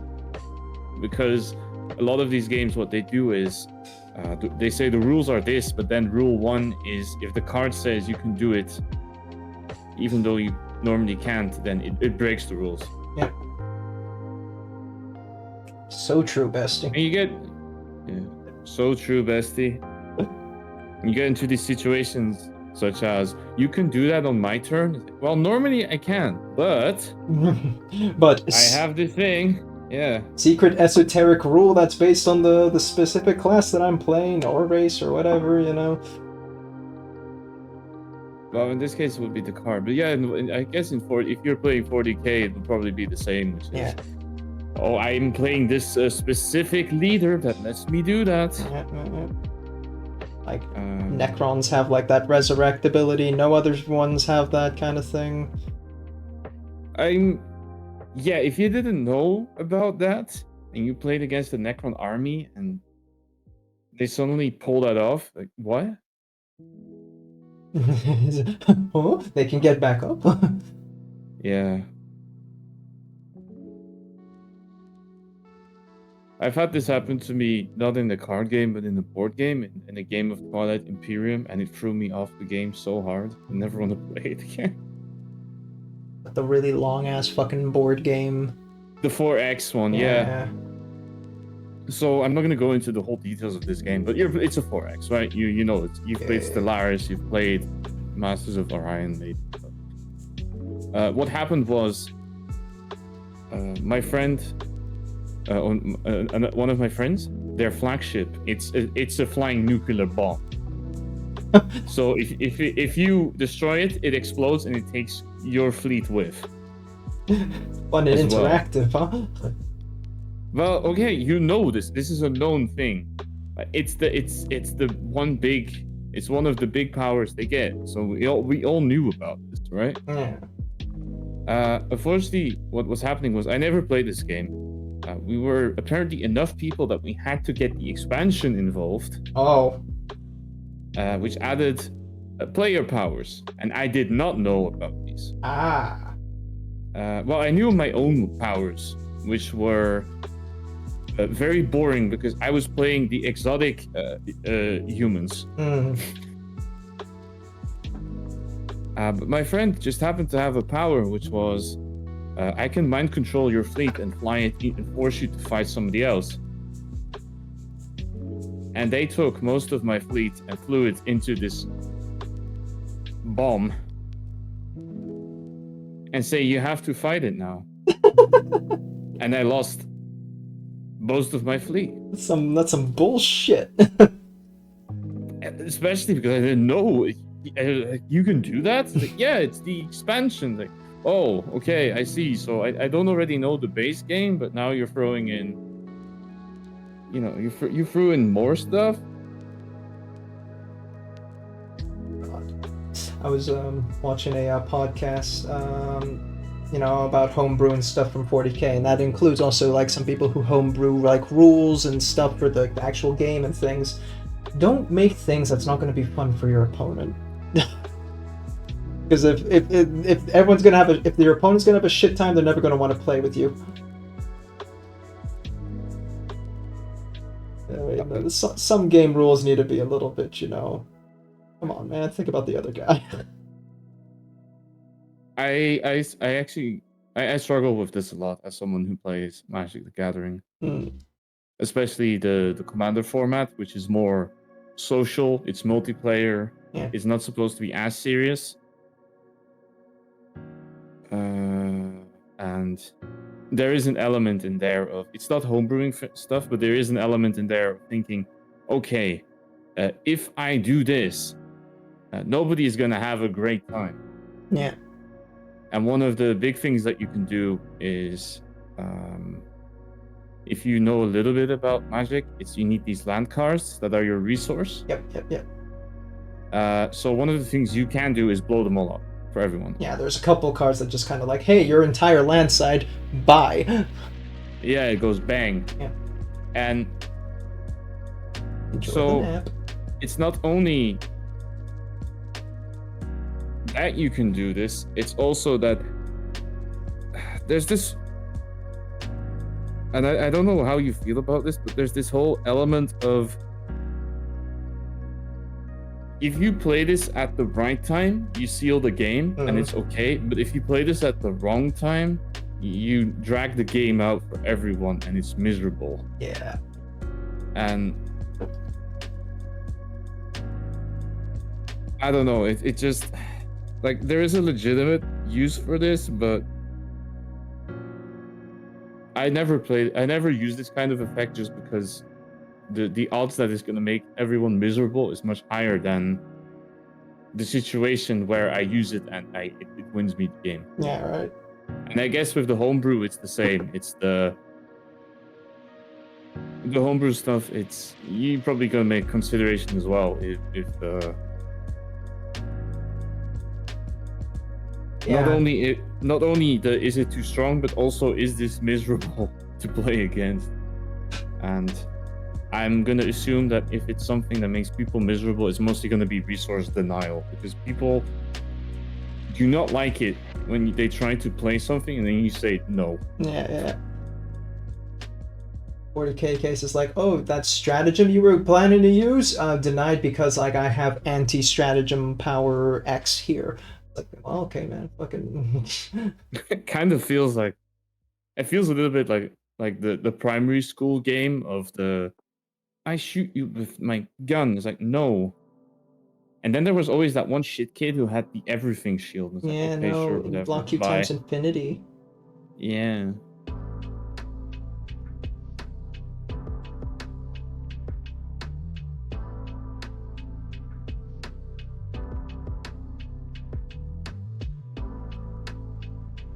I kind of came to a silly realization also while painting. I was always painting with my glasses on because it's like, okay, I need to see better. Makes sense. But then I'm duly reminded, I'm short-sighted. So why the fuck am I wearing glasses? I'm holding this shit up to my face anyway. Oh, hey, Digi. Yeah, painting and yeah. The building and the painting and priming is absolutely the fucking biggest hurdle, for sure. Like, this box was just sitting in my shelf staring at me, and I'm like, but I have to cut it all out, and then I have to glue it, which took me like 4 hours. Priming was easy, though. Priming's fun. But, I get you. It is one of the many moments before you can actually get to the fun bit.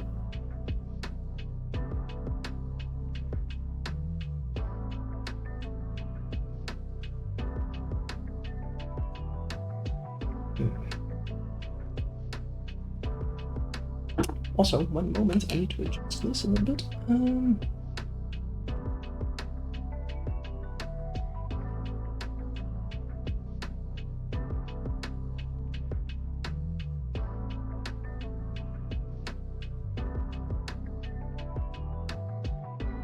There we go. Where was I? Models priming. Yeah, you have a lot primed already. Well, yeah, shit, just bust the paints out and get going. Okay, I say that like it's easy. Just do it, lol. Just do it, lol. What are you waiting for? Don't let your models just be primed. This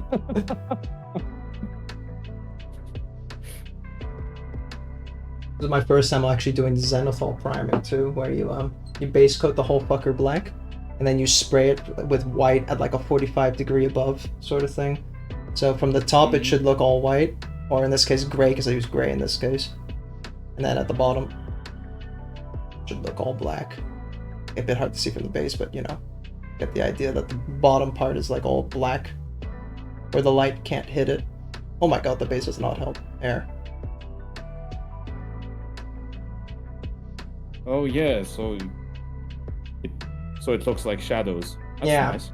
And that's where the first time I was trying to use contrast is because contrast is very oily, so all these like whites and darks stick out more, and it kind of plays like the albedo of a. It's the albedo. I mean, fucking. So the white sides will pick up the lighter pigments of the contrast paints, while the darker side will pick up practically nothing. Mm-hmm. Yeah, I think albedo is the right term. Yeah. So it was a fun experiment for sure. I have learned a lot.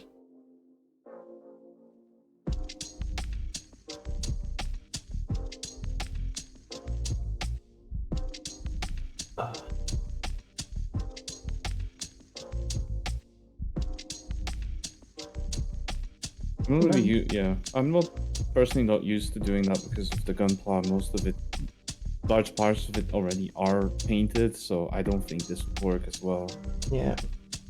Just have to glue them and put some stickers on occasionally, right? Yeah, and then afterwards, sure, you can adjust it like we discussed before, but most of the time, yeah, you don't paint it. Yeah. I see a lot of complaints from like the Warhammer community that just say, why can't you do it like Gunpla does it? Why do we have to have like all these difficult sockets and mold lines and stuff when, you know, you can look at like Gunpla and see how they print their models out and clip them all together, and now we have to use magnets if we want detachable joints and stuff. You mean as in they complain that there's no runners and stuff? As in the parts are printed differently? Or? Yeah, exactly. You know, like actually being able to kind of like really customize your parts bit by bit, because with the models they are very these cultists, for example, there's no customizing them pretty much. Like 2 of them had different head types and maybe different weapon type, but you could not mix and match the stuff. Like they were very much the parts designed to fit in very specifically. If I wanted to customize this, it's all additive afterwards. Space Marines are a lot more flexible in that regard. You could do different shoulder pads, different chest pads, stuff like that. But yeah, once they're glued together, they're stuck. You know, you to actually like pull them apart and stuff. Like a Gunpla, you can at least remove some of the arms if you wanted to. At least I believe that's the case. I've actually done Gunpla myself. The people are just like, oh, yeah, Warhammer, why can't you fucking do that? Gunpla's been doing it for years. I don't know. I guess it's a cost-saving measure. I think it's more of a make money thing. It's Games Workshop. They're always about making money. Why else would these things go for like 60 euros a box or some shit? I don't know. Maybe it's also because they're much higher precision than Gunpla parts. It's also true. They are pretty. Depending on the grade, but because I've never built any really high grade models. Or well, I have high grade, but there's they have high grade is actually not very high grade. There's much higher levels of detail.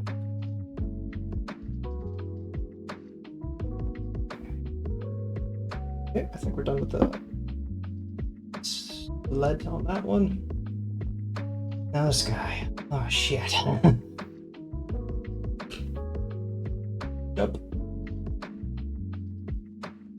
Brushes it. Nah, stop rolling at me. He's trying to take revenge, rolling all over the place. Although, I'll roll all over you. please don't. I don't remember. Did you do your Gunpla on stream?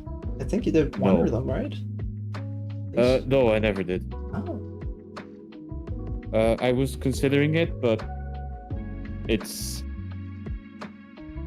really impractical. The desk my desk has really bad lighting, so I have a desk behind me at the other side of the room where I do the building, but it's quite far away from my PC. Right. So I don't know. I could probably do. So yeah. So it's really a inconvenience thing, which is I could work at the other desk, but then I can't look at my screen. I don't know if my microphone cable stretches that far. Mm-hmm. And if I try and build it at the desk I'm sitting at right now, then I don't think I would ever be able to get good lighting. So I don't think I've ever done gunplay. I have shown, I think the one or two times I used the camera was to show board games on stream. I remember last year when I was at Essen, which also happened to be last weekend, but I wasn't there.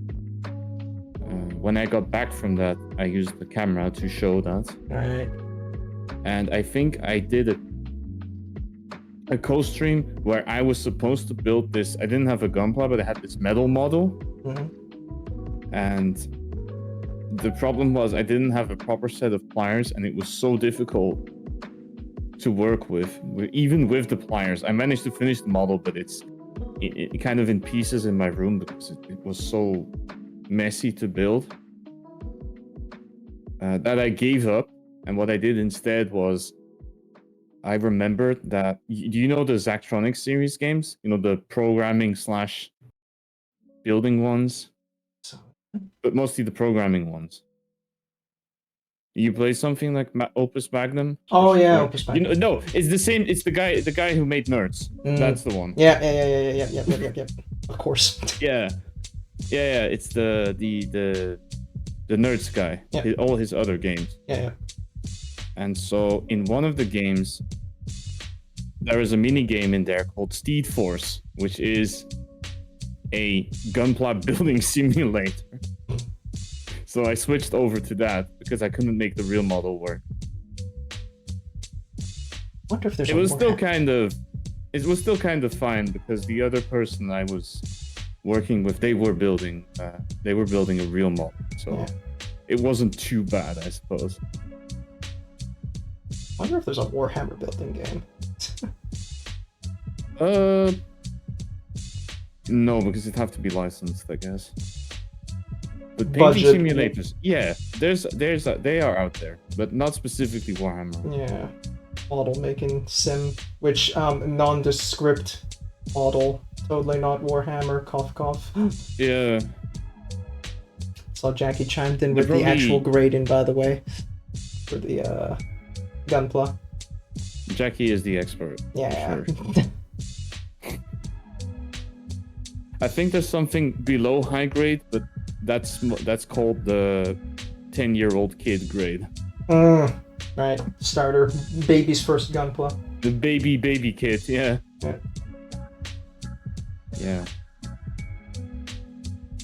Yeah, for sure there's probably some simulator out there where you can build a Strife Mallet 30,000 models. Second. Entry grade. Yeah, I think it's called entry grade.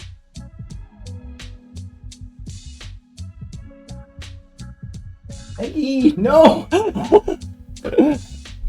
Oh! Yeah, Piggy. caught his tail barely. He's too shy.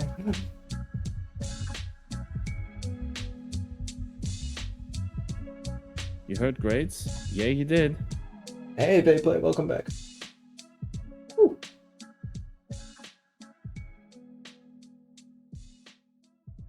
They were talking about, oh my god, we have a gunpla expert just suddenly walk on in. You take it away from here. Which grade? I've only built high grades. And what kit? Oh, actually, I do have the boxes here. Yeah, we can flex your shit on stream. Not really, because it's your camera, not mine. Yeah, but Sure. Browser, share, Discord, blah. No, we're not doing. So wait, I'll just put it in the chat. Probably easier that way.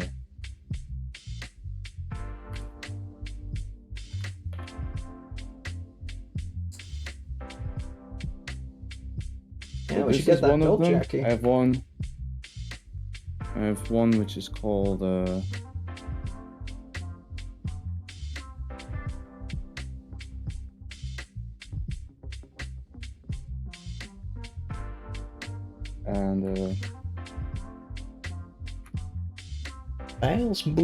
What the fuck? Male's Byakuchi Drill and Claw Arm. Ultraman Suit version 7.5. Goddamn. you definitely have to specify drill and claw arm, because there's also a model which has 2 arms with fists. Of course as you there would is. expect. Naturally. The males, I mean, it's the males thing is, I think that's the, okay, so I googled it. The males thing is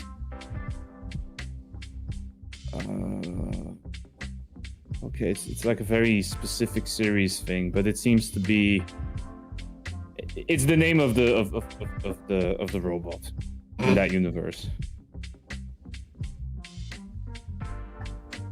Her Optimus Prime girder. Yeah. See, I'm looking at it from the, I think it's from a light novel. Okay. See, I'm looking at the picture of it right now from the novel, and it's exactly the one I have, except that, yeah, this one has not the attachment arms. It has 2 regular arms.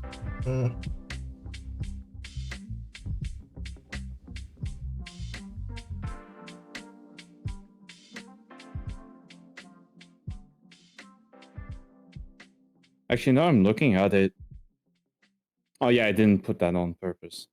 I was looking at the set. It's like, wait, there was a missile launcher. It's like, oh yeah, I do have the missile launcher. I just didn't put it on. But why not? More DACA. I didn't feel like it fit with. You're using. You're using a drill and a claw. It's all melee, and then suddenly you have some random rockets there. I don't know how to feel about that. More DACA. Always more DACA. No, there will never be enough DACA. You heard the Emperor. Hey, you finished your Ultramarines. Nice. Hey, What was the let's go. starter set that you got again, Vayplay? If you can remind me. There's many starter sets. Yeah. Introductory set. Let's go. The one with the Ultramarines Intercessor? Question mark? Maybe? Infernus Squad. That was it. There's no Tyranids that come with that, is there? Oh, there is. Termagants. Okay. See, back in my day, the starter set was the Battle for Macragge. Those Ultramarine sets. I still have some of those models lying around, actually. Oh. That thing is 20 years old, by the way. My back! Oh, my back! Oh, I am Remember to stay standing up. hydrated. So that is... Thank you for the flatulence.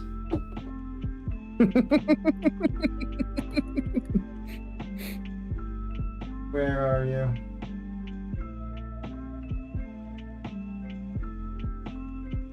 I was so shit at painting.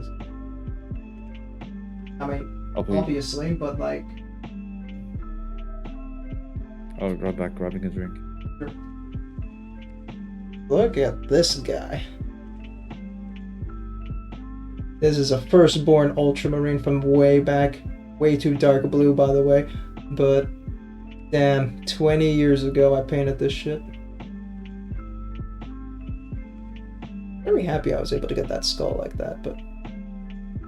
You can tell, like, in the quality of the Marines now, to then, barely any recesses, you know, like you got a couple on his knees or something.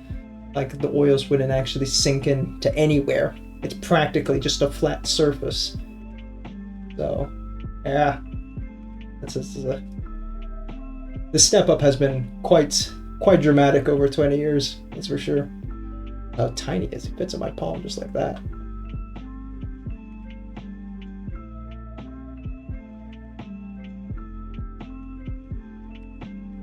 Goes away. Oh, I'm actually going to pull him out too because I have been wanting to paint him for a long time. May as well do it. Remember, I think I'm sufficiently skilled enough to do these two guys.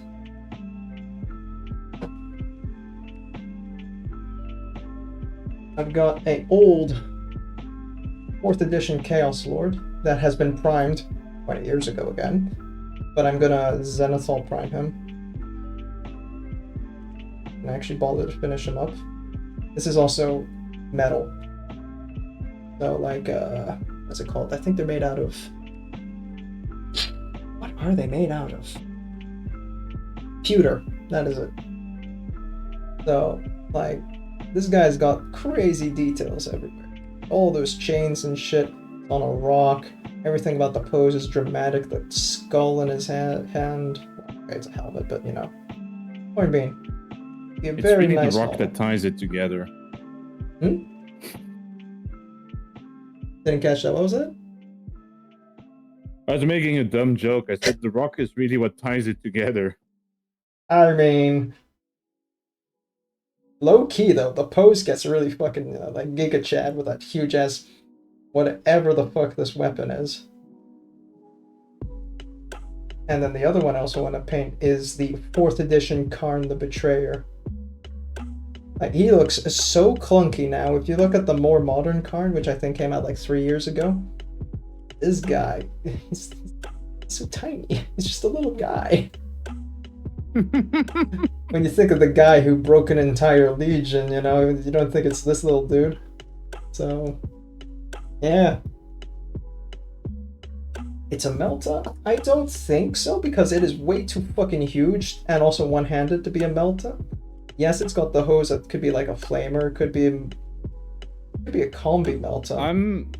I'm looking at pictures and it does look like it. It does look a lot like a Melta. Yeah. But it's just the weird shape of the barrel. I mean, also, maybe if you look up 4th edition Melta, see what that comes out of. Yeah, I do think it's combi, because I think there's some more barrels here that it could be bolter related. It's such an old model. Kind of hard to tell. But also, yeah, Chaos just like fucking slap chopping everything together. Yeah, exactly. There's like 2 barrels under here. There. Not the greatest prime job too, as you can see there's still quite a lot of metal coming through, but I think a lot of it just chipped away over the years.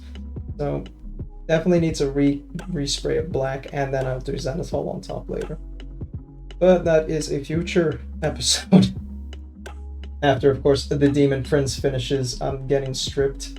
I chucked my old 4th edition Demon Prince earlier in here. So we'll see how he turns out. I think it was actually 3rd edition. Oh, whatever. Old. I'm kind of surprised because of a name like Melta. You would think it's an orc weapon, but it's not. Yeah, it is a very like sticking out in terms of the Imperial lexicon. Melta gun, right? You look at all the other orc names. It's Choppa, Stompa, Blasta, I don't know what they call it. Flamers, Flamer. Burna.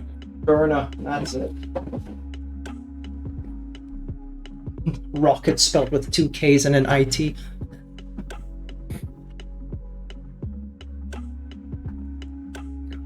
Where was it? Orc burner, also known as we took a jerry can and attached a pump to it.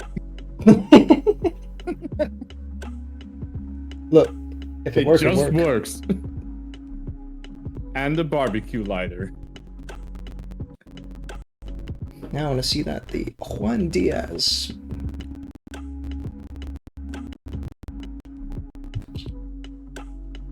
Let's... With a name like that. Yeah, you know, that's the one. Yeah. I think so, right? 4th edition one. I remember you sending me this one and saying this is a really sweet one. Yeah, yeah. He is currently being melted down while stripped. I don't know if you can make out anything. No, then I mixed it up. I thought you said I had this one. I think I remembered it being. You sent me this one. Yeah. Or you sent me one and then you said this is the newer version. Yeah, I sent you the newer version. Yeah, the more modern one. Yeah. It's been sitting in my parents' attics for ages, begging to be repainted.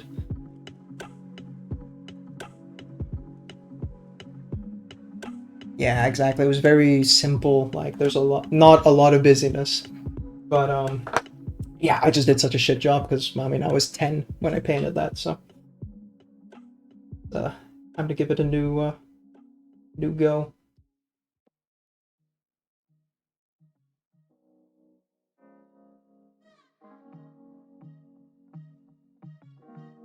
So, Gunpla stream when? As soon as I get one. You know what? Sure. Let me check. Okay, it's going to be a lot of desk juggling for you, as you stated, but you know. I can make it work. Let me see if I can find some real grades. Real grades as opposed to fake grades? Is there like a black market on Gunpla? No, it's what Jackie posted earlier. Real? The grades. Real grade is a step up from high grade. Oh shit! Why would they call it real? Go to perfect grade. I've only done high grade though. That's so deceptive. Just call it high. I don't know, fucking ultra and master. That is not how it works, Adaptus. It's the same reason the card games do super ultra rare. They can't call them something more normal. It has to have a really extravagant name. Like real grade. Yeah, sure. How extravagant might a real grade model. Okay, I think we're good on the metallics now. Or at least the lead belcher metallics. We'll now switch over to Stormhost. Also have to paint that guy's hair. And then we null oil. Good. Y'all lead belcher. Scale 1 to 1, 100 tons.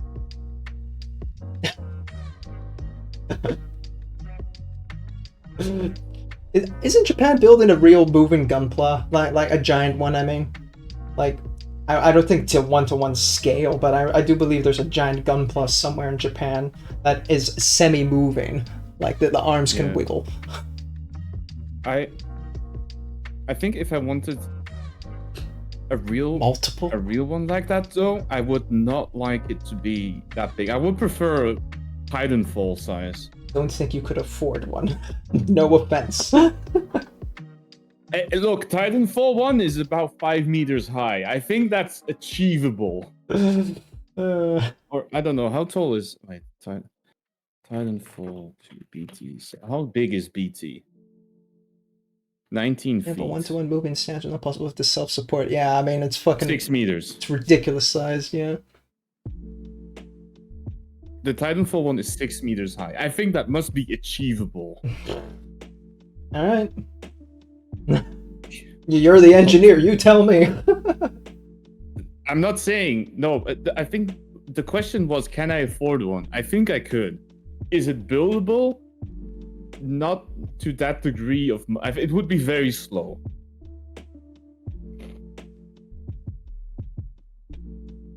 It would definitely not handle that well. And I don't think I could get weapons on it there.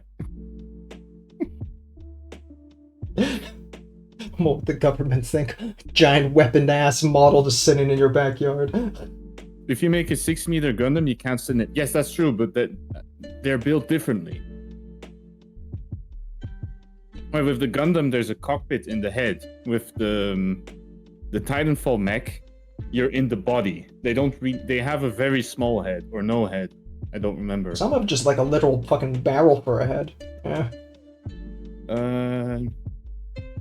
Titanfall, they have a camera head. They have this little camera for a head. but you're in the body, so yeah, then you can make it smaller. Oh, it's in the chest? Oh, whoops, my bad. It would make a lot more sense than putting it in the head, because then as soon as you shoot the head off, the pilot's out. The head as a biological feature is just such a ridiculous thing. Like, come on. Think about it. The most vital part of your organ, your most vital organ, your brain, your thinky part, and it is on, like, a neck, a very easy severable part from the rest of the body. I get why it needs to be close to the eyes for the rotation and looking, sure. But surely encasing it in, like, your rib cage would be more safer, right? That's actually a good point. Like, why is the brain in the head? I mean, again, for swiveling, you know, being able to have the eyes up somewhere where you can see quickly, and because the eyes, then the neurons that connect to the brain, the shorter the distance, the faster information can travel. So to have the eyes be able to swivel and have that I guess speed. there's more evolutionary advantage to having the brain closer to the senses. Yeah. It does need to be nearby for that. At least for that otherwise there'll be a little lag between what you see and what's actually going on. IRL True. lag. Yeah. Well, I mean, there is already a part of that. I don't know.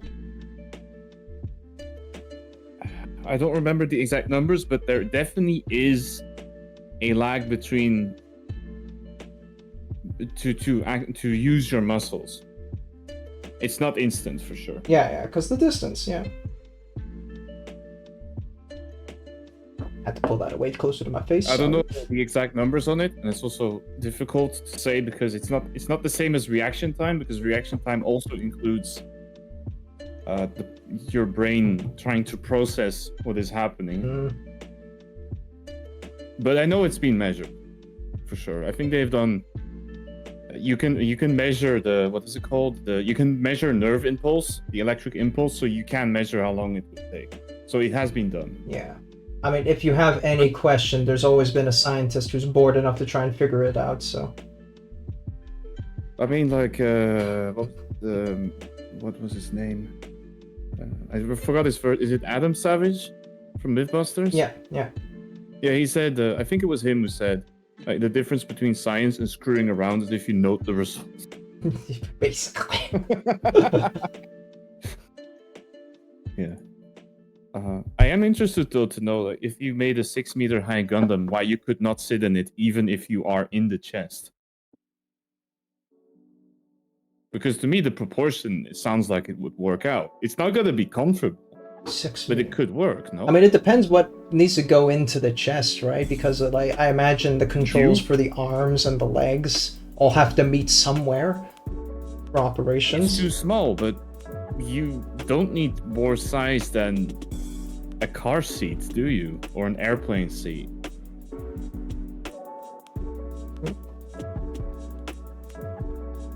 Who needs comfort, right?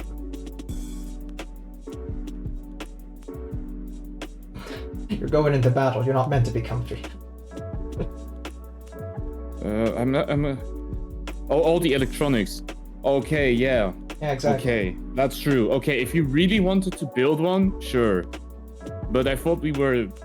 Because I was talking about the Titanfall one, where they magic it away. Like, the Titanfall ones are also way too small to actually work. Yeah, okay, but we're talking about having a real... There's no power source in there. They have plasma batteries or whatever it's called. You know? Yeah, that's another thing. Fucking, where's the energy gonna come from? Yeah. No, you're right, of course. If you want to build something that could really work, you need a tank-sized engine. Yeah. It's not gonna fit.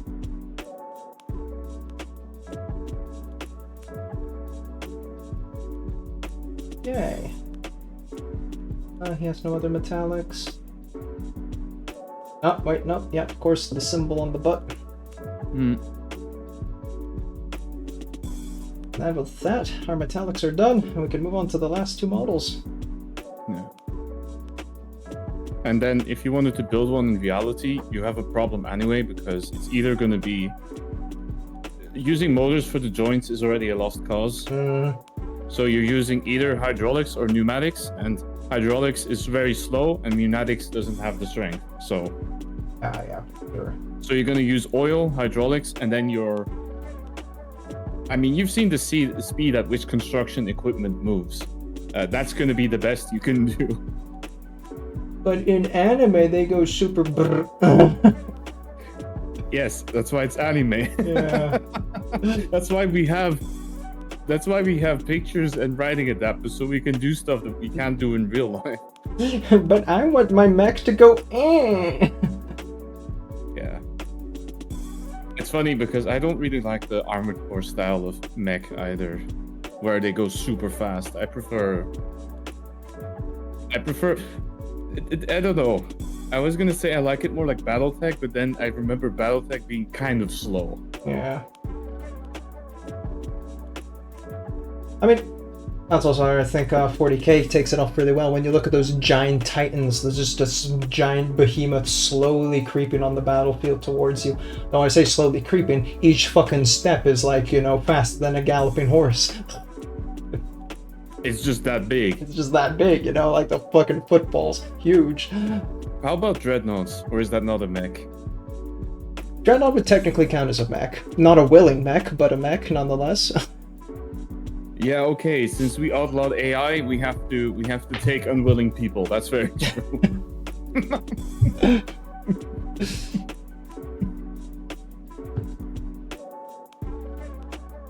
I don't know if I want to see a type of future like that, you know, they play. If 40k is the future, I don't think I want to go there.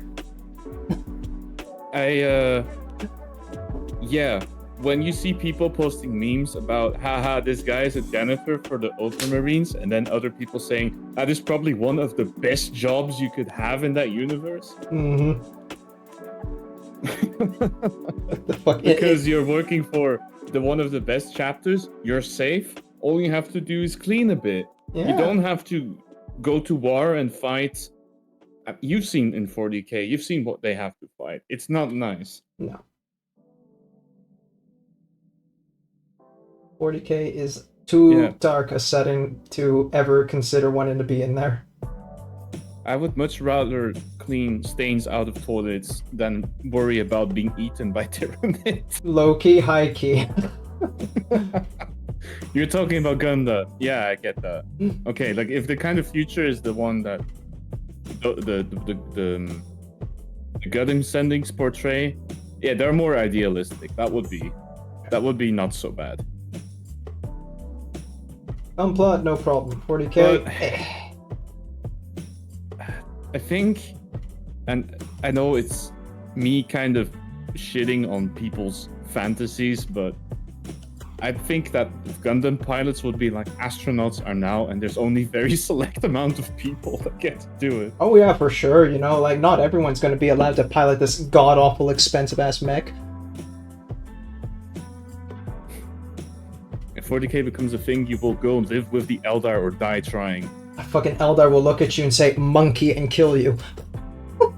Yeah, the hot Elder GF thing is not gonna work out the way you think. Well, okay.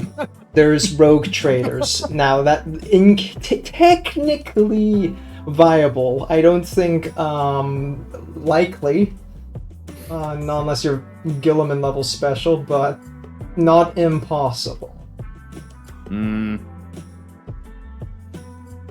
Talking about Gilliman, I sent another friend the Chad Leandro's video recently.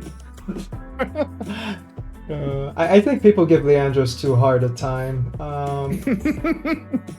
Like, because there's supplementary reading that came in between Space Marine and Space Marine 2 that, like, talks a little bit more about Leandros' experiences and why he is the way he is. And when you read that, you're kind of like, okay, I get it a little bit, but, like, it's still a dick move, but now at least there's context to it, you know? True. He watched his captain die, he feels responsible, now he has to follow the rules so strictly because if he follows the rules, nothing can go wrong. And then he watches a captain, Titus, just break all the rules 24/7 and just like, no man, what the fuck? So it's like questioning his beliefs, and if his beliefs are wrong, then everything he's lived by, everyone who's died, it was all for nothing in his view. Which, you know, is, you know, wrong. We know that, but this is his perspective we have to take into account. Let me live my dreams, Mordecai. Listen, if I can't have Twilight Sparkle, you can't have fun things either, okay? It's that simple. Feel my airplanes and Night shooting shooting stars. How often do you still get the Mordecai meme? They has the honor of being the first person to mention it in about half a year. Half a year? Shit. It's not that common. It's surprisingly not that common. Okay, you do have a new model now, so I guess that makes sense. You're It's also because, because this is a reactive. I use very sparingly. So.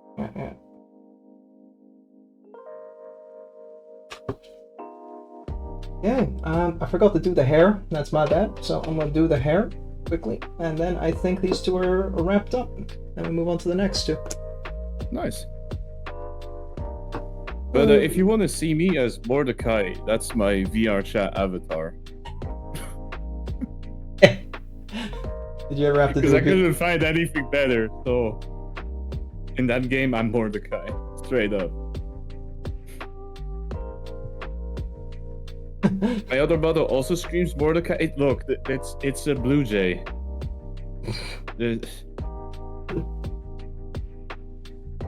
I can't help it, this bird is very cool and cute and blah blah blah. I'm sorry I happened to pick a bird that happened to have a cartoon character, a popular cartoon character that also happens to be that species. A bird that has so much fucking baggage, bro. Can't have his, I've not seen much of the regular show, but... Neither have I. All I know is the fucking meme with the Twilight Sparkle. Oh boy. That is not something people mention. That I bring that up. Of course. For the memes. Boom. Red hair. Right. Let me clean up the brush. I'll bring them up to the camera. How did that ship even come to life? It's the Fucking DeviantArt, man. I don't fucking know. It's probably gonna be DeviantArt. Wait. It's always DeviantArt.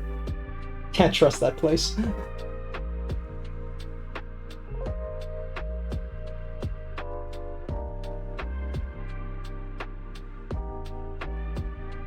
What happens when a brony started watching that, what's the show called again? I'm looking it up on, there's actually a shipping wiki. Of course the fucking is. Alright, we got guy number one. Focus camera. It's a DeviantArt thing. Damn. Hammer hates it, there we go. I think it turned out alright. Oh, there you go, Vi. There's your answer. DeviantArt. It's always DeviantArt. Okay. Apparently it's a very skeptical one. Why? Because he's a bird and she's a horse? It's part of it. Apparently they say the characters have never met. They have very unlike personalities. Okay, and? It's a fucking bird and a horse, but... Alright, that's what. It's a ship. Come on, it's not realistic to begin with. This ship isn't realistic. But my dreams. My dreams? Mm. Oh, I really like how this one turned out. This one turned out real good. But, actually, Faye, thank you for reminding me because I'm due to... I'm not going to talk about it too much because this is not... This is Adaptus is his thing, but... Whatever, bro. I'm scheduled to do a podcast in the near future. And where I'm going to be questioning some stuff, I should probably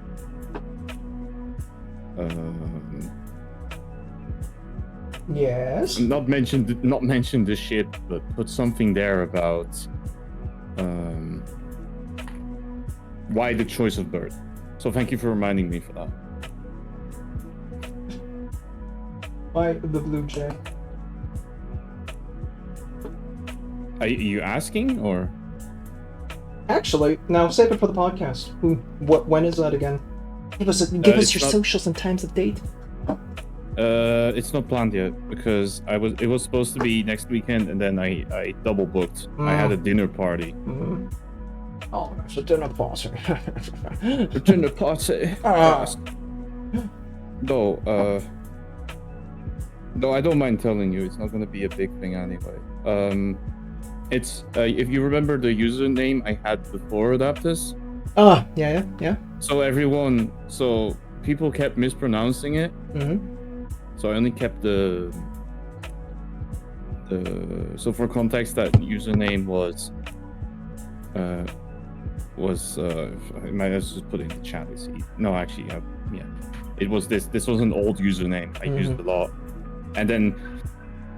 I kind of dropped parts of it because people kept thinking that I was a big fan of the Jay-Z. Jay-Z. I have nothing. Well, I don't even know much of Jay-Z's music, so. You're such a big fan, though. Obviously. No. Yeah. No, I don't know much about him. You love Jay-Z. We stand Jay-Z. Do we stand Jay-Z? Is it controversial? He hasn't been caught for anything yet.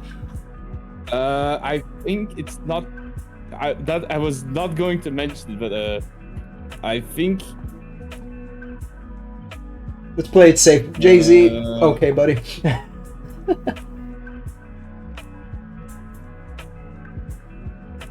Yeah. So people kept mispronouncing it. So I dropped the parts of it, so it became Call Me Jay. And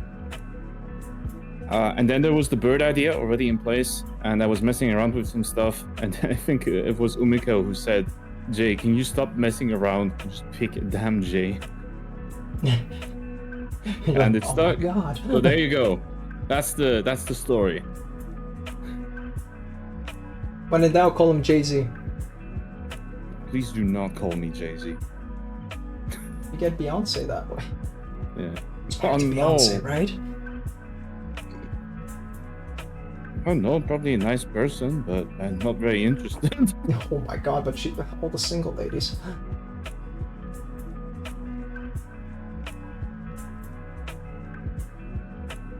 And that says a lot about how much I know pop culture. Yeah. Who's been cancelled yet? No clue. Okay. Not something. Let's talk about something else. Vey, you were asking me which gunpla. Do you have any suggestions?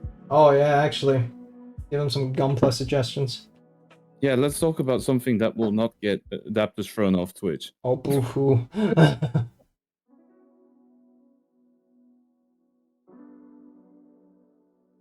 I don't know. Excellent.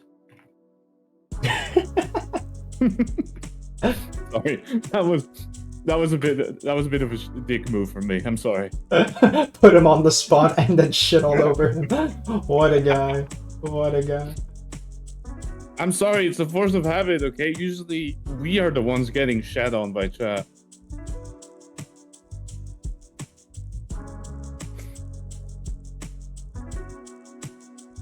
Oh, this one is actually... I'm having a look around some sites. Okay, maybe not this one because it's bright pink. So? Pink is a baller color. If you can pull it off, I think it's very cool. I'll show you pulling it off.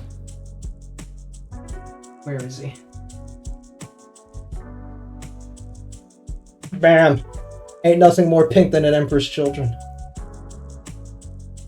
Oh, yeah, I was gonna say... Wait, no. Johnny Space Marine, what happened to you? Johnny Space Marine ain't here anymore.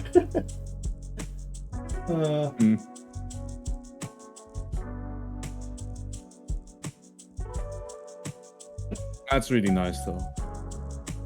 I was talking to a friend about them the other day. And they're saying, it's pretty cool that they weaponized dubstep. Yeah. Fucking Noise Marines. The Noise Marines. Of course, dubstep wasn't a thing when they first initially wrote the Noise Marines. So the way that just kind of like weaved itself in with just the evolution of culture was just so fucking funny. Yeah, of course. At first, it was just always written as like ultrasonic kind of thing. But then by the time like the memes were coming out, like, I don't know, in the early 2000s and stuff, then I think then dubstep was already around, but it didn't get popular till 2010 with Skrillex and all that. I think it was Skrillex that did the big push. Yeah, exactly. But it was still around already before that.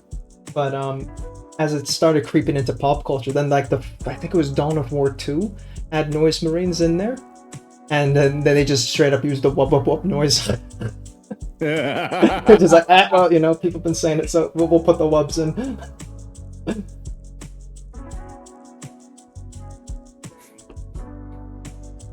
It pains me a little as someone who actually does like listen to some dubstep. Yeah.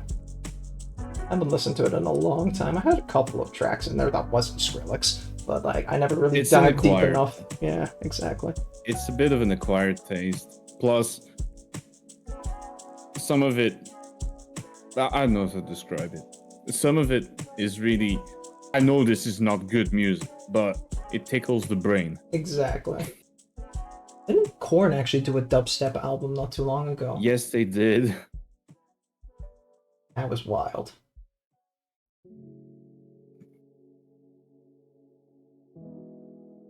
I mean, the way he sung also kind of like, you know, leans into it anyway. The boom, da, da, ba. Just generic gibberish. Dubstep is the gibberish of fucking music, so why not? Man, this album is wild. Now you mentioned it. But okay, I do have to mention, it's a little bit of cheating if you feature someone on every song. Because you're featuring Excision, Skrillex, and Noisia, which are very well-known dubstep artists. So this album kind of looks like we wanted to make dubstep, but we don't know how to do it. So we invited we invited on every song another artist who is a dubstep artist. The whole "I know a guy" moment kicks in. No, but there's no song on this album that does not feature an artist. Listen, okay, they needed some help. Back to the question, what's the budget? Earth Federation or Xeon UC other time? Oh my god, bro, what does that even mean? Okay, budget, yes. All the others I've a specific color, not pink. We got a certified pink hater. It reminds him too much of Twilight Sparkle, that's why. Twilight Sparkle was purple. Did she have some pink accents though? I don't know. I know nothing about the series. She's your ex, bro. I don't fucking... That's why I want to forget.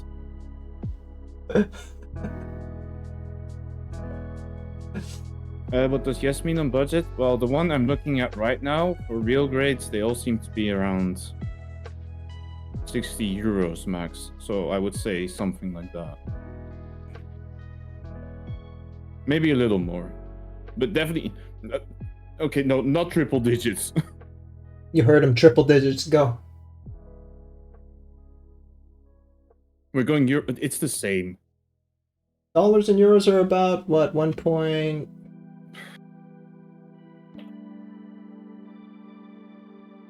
The exchange rate is €1 is 109. Damn. Bucks. What happened, dollar? It used to be the inverse at some point, very Alright. briefly. But okay, I don't think this It's is. in shambles.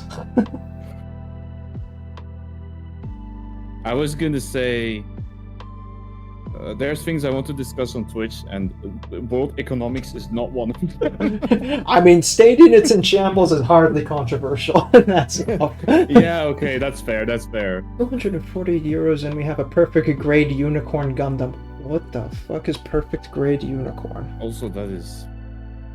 Google Sun. I Yamaro. am looking at. Oh, I see these ones. Okay. But it has 2 horns.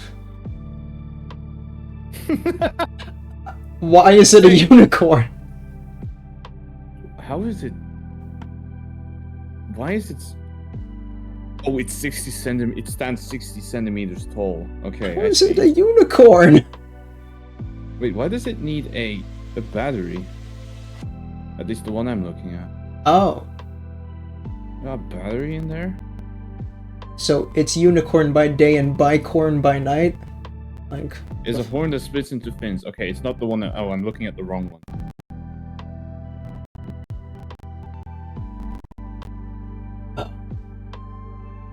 I'm learning so much Gundam all of a sudden.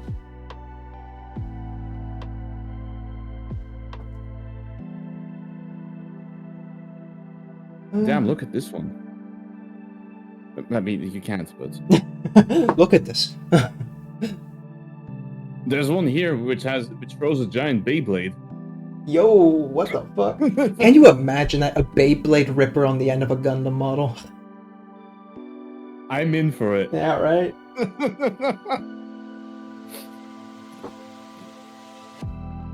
Oh, the batteries for the... Oh, it has LEDs in it. Okay. Yeah, okay, yeah, that electronics is gonna jack up that price. But it'll be a nice, like, stand on your, like, shelf or wherever you're putting it. It goes from unicorn mode and destroy mode. Yeah, I can relate to that. Babe, the Gundam stays on during sex. Oh my god. You just got this fucking flashing RGB Gundam in the background.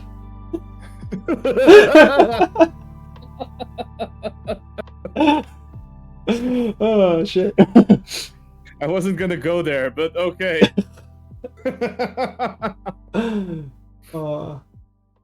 Eek.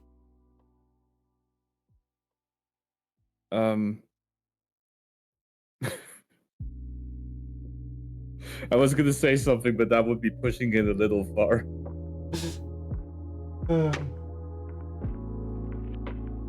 Like TOS too far? I don't think... No, not TO.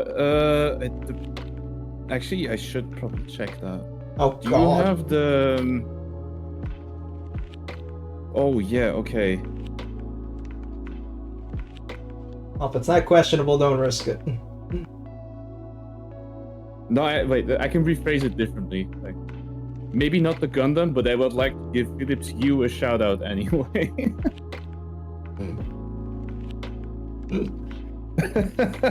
Buddy.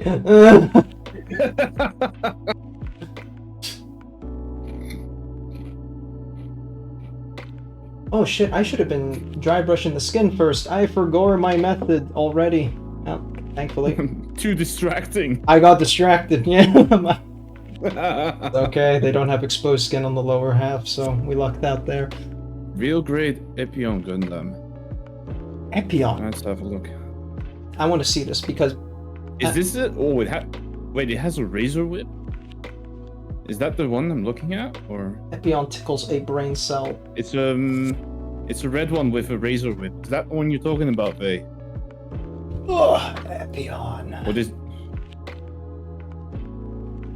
Dark red. Yeah, it's the one I'm looking at. Is this kind of crimson color, with either a razor whip or a giant green sword? Oh yeah.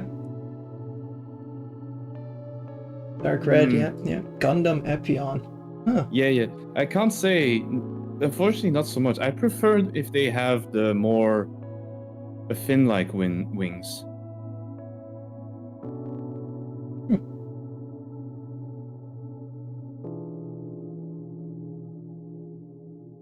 And I'm not really big on the dark red either.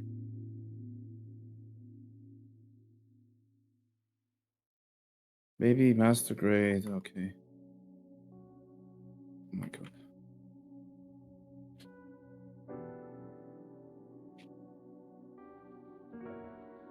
Red Rush. Okay. Ooh boy, those are some wings indeed.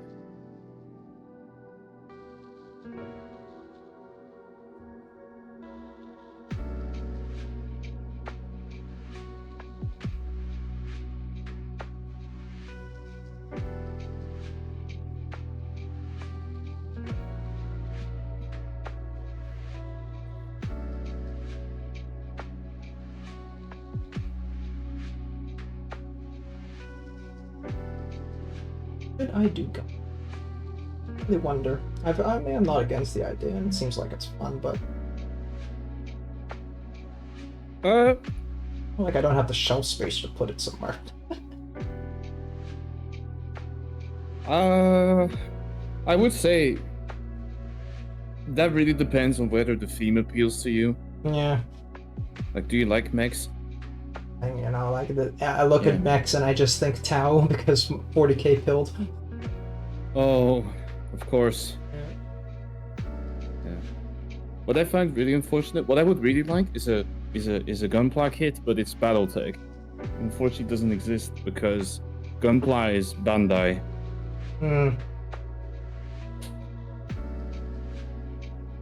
That, or I would like one from Iron Harvest. Just like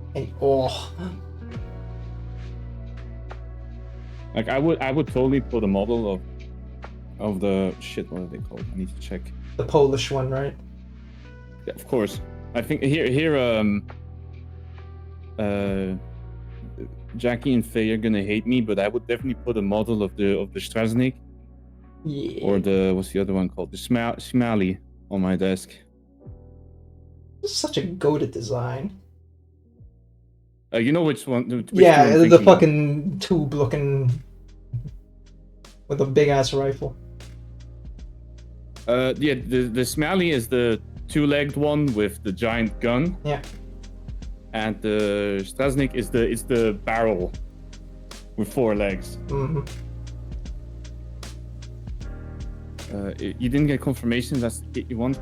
It looks really nice, but I'll have a look around. I don't really want to take over Adaptus stream with Gunpla suggestions, so thank you so much for letting me know. Care. I know, but I'm here to shoot the shit, and we're shooting Gundam. I need a smaller brush for this bit, though. yeah. Strasnik. Yeah. You told me it meant Guardian or something, right? Polish brain activate. I was talking about I would like Gunpla, but of the Iron Harvest mechs, but it doesn't It's exist. the Iron Harvest board game, right? That had the little miniatures. Yeah, Scythe. Yeah. I gave that game away, and my friend did actually paint the miniatures. Oh.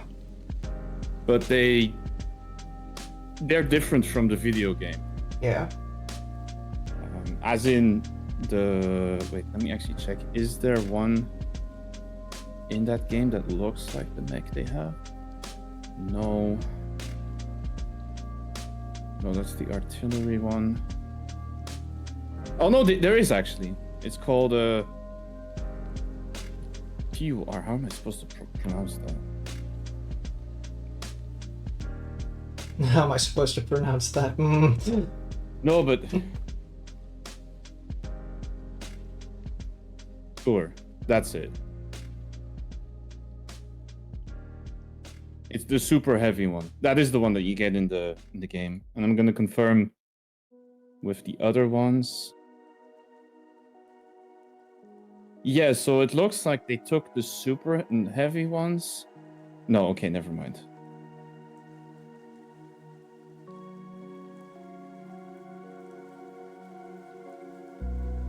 Some of the designs match the ones from the board game, but most of them don't. As in style they match, but not in straight up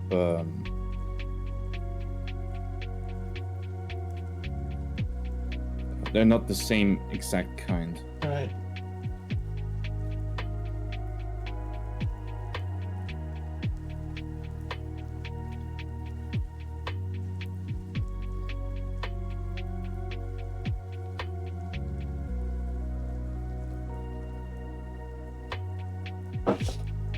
Right, we remedied that little accident that quickly, so that's good. Good stuff.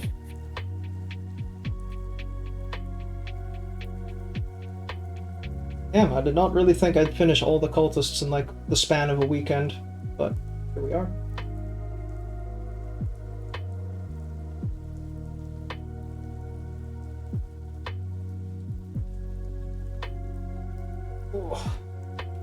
I should probably give that game another try.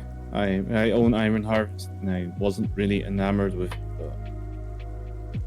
I should give it another try. I've only ever watched the gameplay of it from, I think, Remy? Remy Down Under? Maybe. He had a playlist of it, yeah. That was fun to watch, but yeah. Mordecai and Jon Snow's cousin.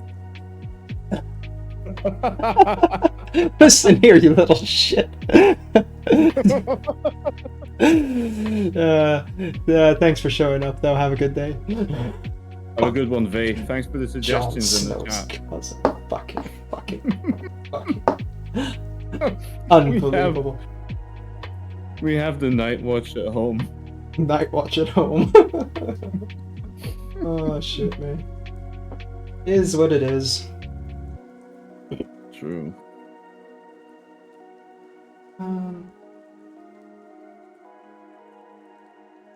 Or maybe I should. I guess I could do a shape brush. Let's just choose. Yeah, get over here.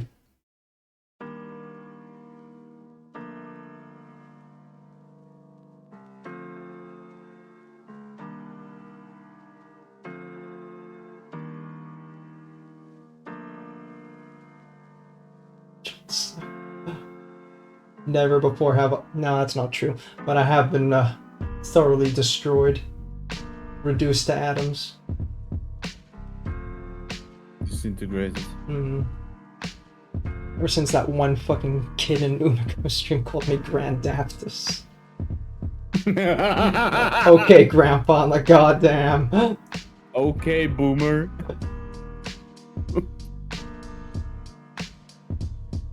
Like, I get it, I'm old, but fuck, man. Back in my day, okay, Grandpa, time to take your meds. Go to bed.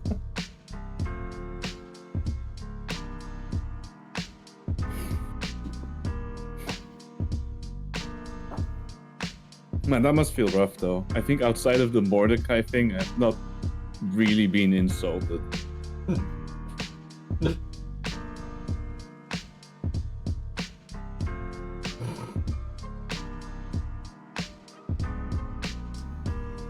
Do you think how bad would it be if I got you a commission of just your VTuber with what's her name, Twilight Sparkle?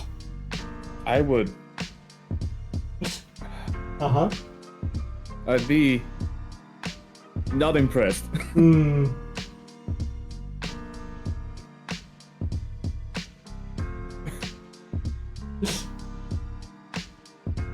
Really just using the abusive power of artists. But clearly how you have to draw it is the image, like the image split in two, and both of us sitting on a cliff edge crying while you see shooting stars in the background. Obviously, you know, it's just a recreation of the meme, but with your character. Exactly. And a high quality Twilight Sparkle.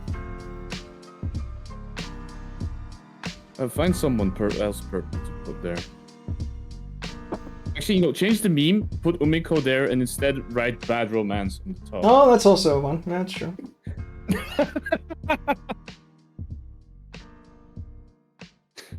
Bad Romance. Oh, that was when we still had a music bot on the server. Yeah, they cracked down on those. Yep. Really hard.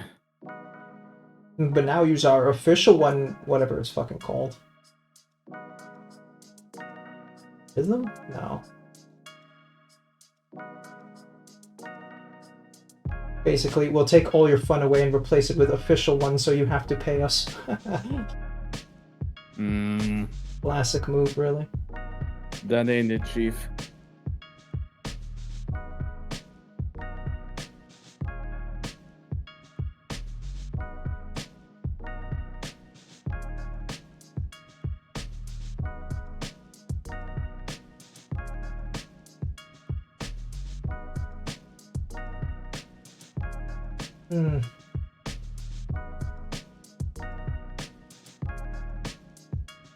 With Satisfactory, because I've been thinking about it since it's all finally released and shit. Actually, I'll give it a go. I normally don't play the machine games, but you're the expert in this. How is it? How's it going? Oh, I haven't played it in a hot minute, but it's good. I had to restart though because the 1.0 changed a lot of the map. I would say it's a very good game. It flows fairly well. It doesn't get. I know these games have a tendency to get really complicated, but I feel like this one keeps it. It's not too bad. Yeah. In terms of complexity. It can get really bad, but that's more with a mechanic later on, which is alternate recipes. That can make it really complicated, but from the base, it's not so bad.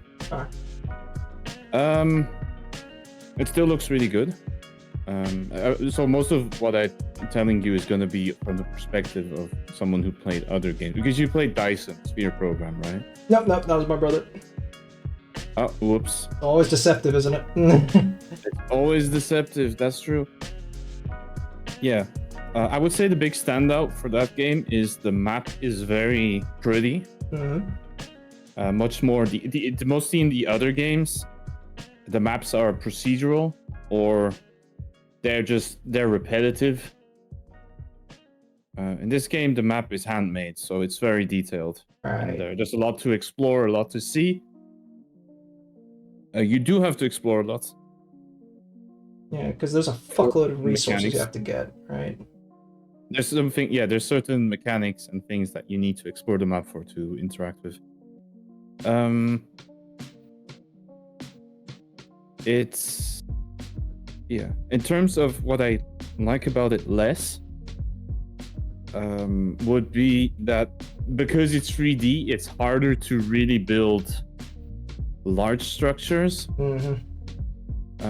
You do get blueprinting technology in the game, but it's not that flexible compared to other games I played, Right. which don't have.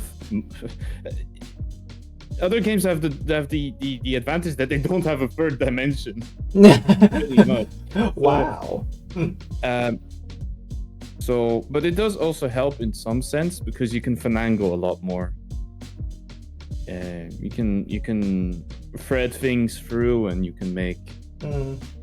You can finagle a bit. You can make it look much prettier, or you can make it look.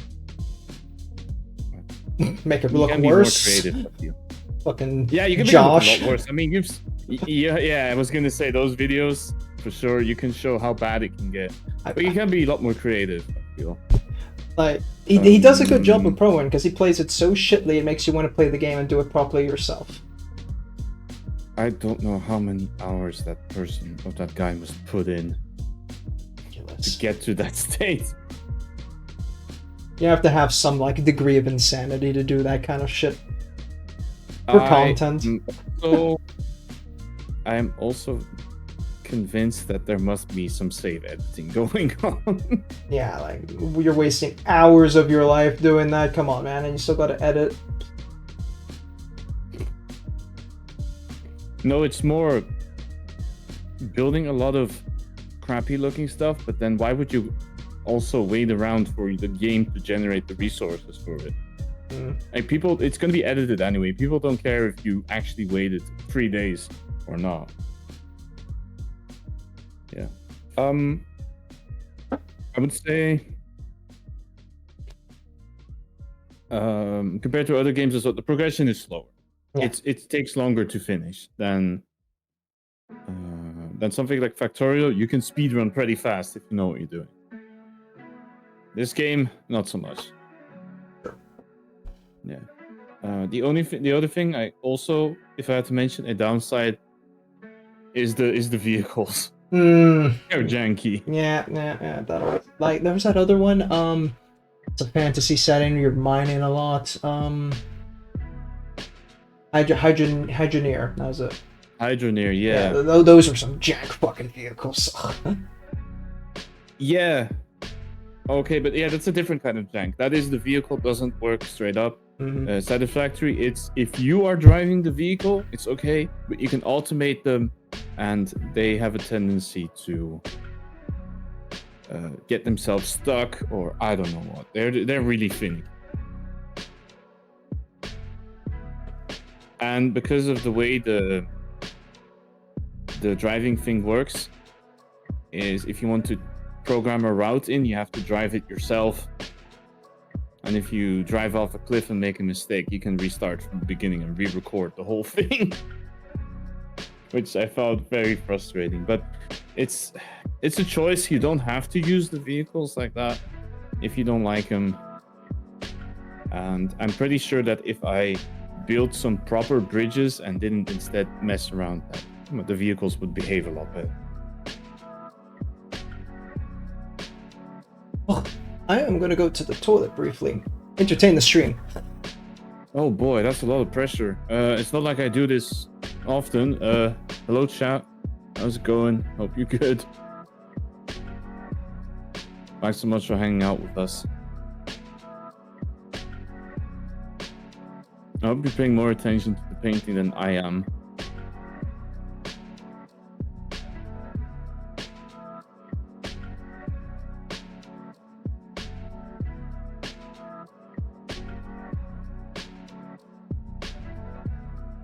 Yeah, I kind of pulled into this and just chatting on the side, chatting away. Oh. I didn't really have much planned anyway. Now I'm kind of sitting here, I guess.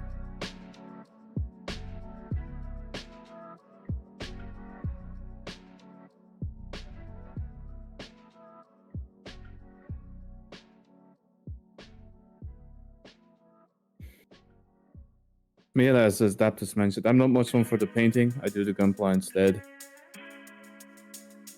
Professional yappage. It was absolutely not. No. Pretty awful yappage. It's good. It's good. Oh, there's something I need to do. But anyway, yeah. So we were told that's kind of my view on that game. Right. I would definitely recommend it. If of course, with the caveat of you need patience for these games. Things don't progress fast. But at the same time, you do have the upside of I would say though that you do have the upside of that you can always they are very addictive, but you could start and stop at any time you wanted. It's not right. But I know that you're really big on city builders, so I'm sure I think it could be your kind of game. Yeah, I've been trying to get back at the cities, but like, whoo, there's this awkward part where like the start of the city is fun, and then like when the city's really big and you're managing it, that's really fun. But there's this awkward middle ground where it's just like I'm still trying to get shit moving, and I've been struggling to get through that again. I'm trying to remember how, but you know, this new economy patch that they fixed things makes all the methods that I know broken. So. Yeah, I know how you feel, because I've played some city builders, but I know that in the in the automation games I play, you have the same thing, which is in the beginning things are okay. You're in tutorial mode. You put down 2 things, and you produce 5 iron plates, and that's enough. And at the end of the game, everything is running itself, and you pick up resources and build. But there is that middle part where it's I don't know if it's the same for the city games, but it's the middle part for me is usually I know where I want to go and I know what I need to set it up properly, but I don't have the resources for it. Yeah. I'm gonna have to sit around and wait a very long time. And whenever I encounter that issue when we were like on a Minecraft server, the easy solution is someone else who's better at farming, go get the parts for me. You don't have that. Yeah, in these exactly. games. I remember us playing modded Minecraft, and that's usually how it went. Yeah. Guy who does mining, one guy who does building. Remember, you were always the builder. Always which is very building. cool. I fucking hated collecting in Minecraft. It depended for me. If you played modded, Okay, then you could get some equipment that may let you mine really fast or deforest really fast. Yeah. And it wasn't so bad. Yeah, it was the build up to that moment that was just kind of like, ugh.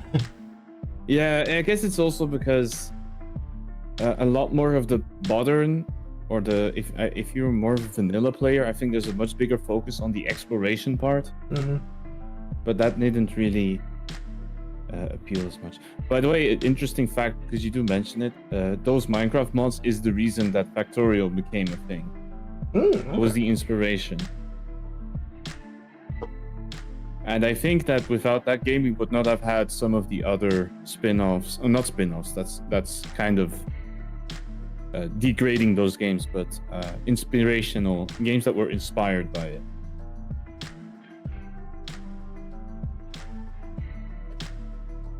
About to do something spicy. Oh, let's go. So I'm gonna suntan this this character on her skin tone. But what I'm gonna try and do is when I get to this tentacle, about halfway, I'm gonna try and mix the red with some blue, and then the blue hardens more onto the tip of the tentacle. Mm-hmm. So we're gonna see how that fucking pans out, because I have no fucking clue how to do this shit.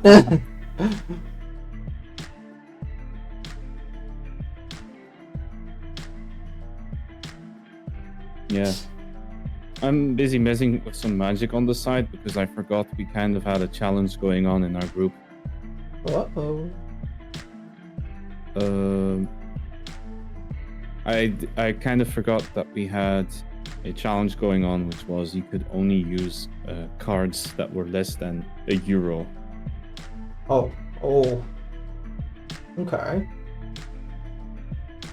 It's a cool challenge. Yeah. You have to be more creative with things. It does annoy me a little bit because I have a card here which is €1.02. But you play on take it out. Play on tabletop sim though, right? Yeah. So you have the official game, but there you cannot play the format I play. Mm-hmm. And you have some rule engines. So there are some programs you can use to simulate the game. Right. But the problem with those is that they do the rules correctly, which also means that if someone makes a mistake, there's no take backsies. Or if you can do take backsies, then it's, from my experience, it often breaks the rule engine.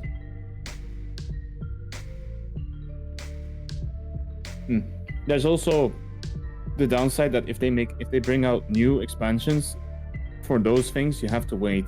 For TTS, it's instantly there because all they need is the image.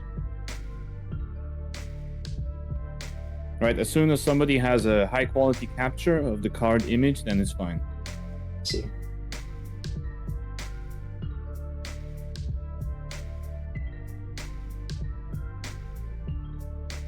Okay, I hope that turns out alright there. That dries out. Could use a little bit more aggressive on the red.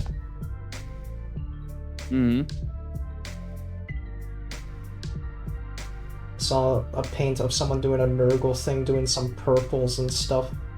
Reds like this, so I thought, okay, let's give it a go.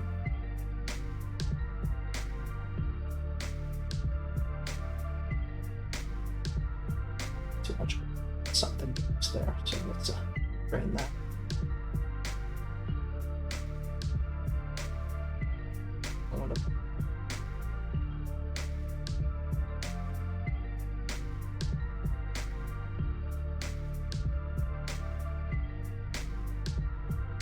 A lot of oil.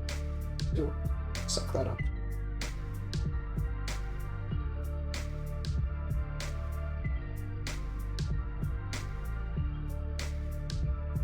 Yeah. And we leave you to dry and pray. Nice. Terrifying. Yeah, that's also another thing. Gunfly, I feel like, is a little bit more relaxing because there's less fuckery that goes on with paint. Well, you mostly don't paint. Exactly. So, yes. Like, at worst, you can panic when you put in a sticker on or some shit like that, or even, oh no, does this part go here? But like, yeah. Beyond that, I feel like it feels a lot more safer. No, Agreed.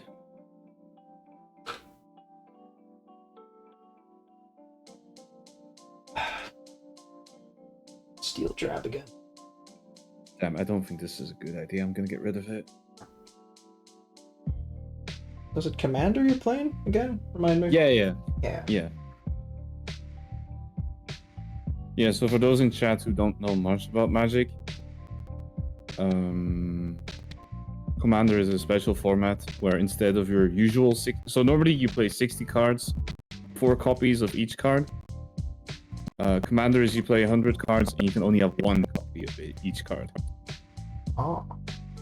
And there's the additional rule set is you have a creature, which has to be legendary. Yeah. Which is your commander. And the colors that creature has determine which colors the other cards can be. So if my creature is blue and red, I can only play cards that are blue, red, or both. Oh, I didn't even think you could use a hybrid. That makes sense too. Actually, the hybrid cards. Okay, so the hybrid thing is a little. Oh no, never mind. I thought you were. I got carried away. I thought you were talking because hybrid mana is actually a thing. But yeah, you can use cards that have both colors. Yeah, exactly. Because he's red and blue, so you can have a red and blue deck, right? But like, other than that, if it was just exclusively red, only red cards. Yeah, exactly. Yeah. I can go even further than that, which is there.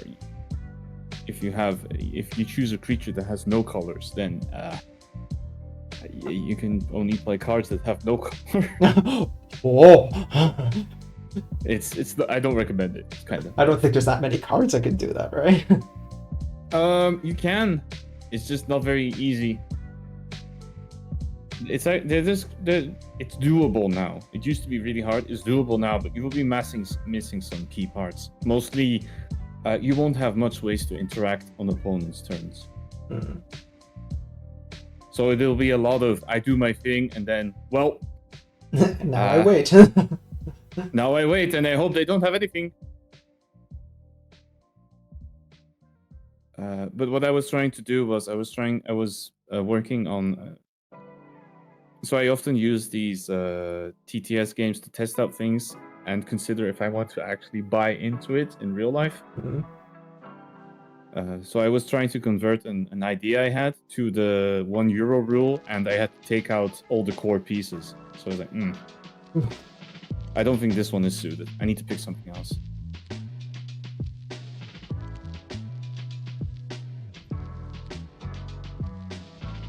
Hey, do you have bandages on the shoe? How expensive is this card? Okay, not more than €1. Damn it. Metallics. On oil. You have metallic oil? No, I have metallics and then I put an oil on top after. Ah, okay. I was gonna say, is it metallic oil paint? How? How does this even work? Oh, right. Also, she has hair. What color should we do her hair?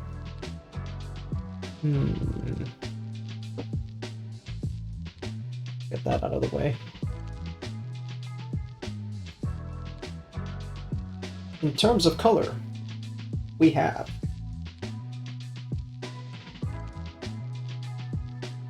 come on camera, lock in, hair. I'm not doing pink hair color though.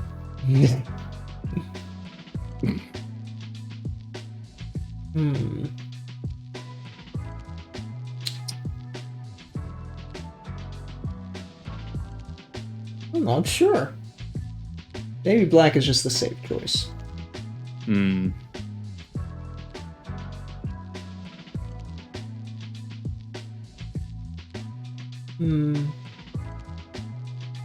I'm tempted to see what happens if I put yellow and I put some oil on it and see, like, does that make a dirty blonde?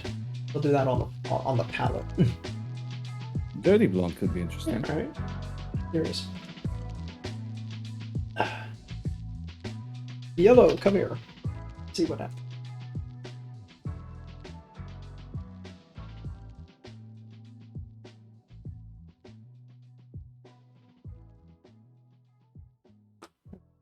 for that to dry, and I'll slap some oil on it.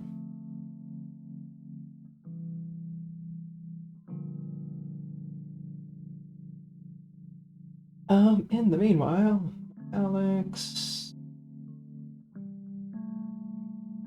Some black ready for your shirt.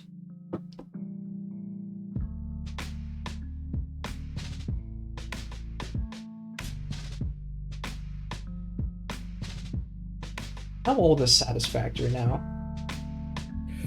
It's been in early access for about 5 years. Holy shit, yeah, because I feel like it was ages ago. Yeah, it's needed a lot of time. No doubt about that.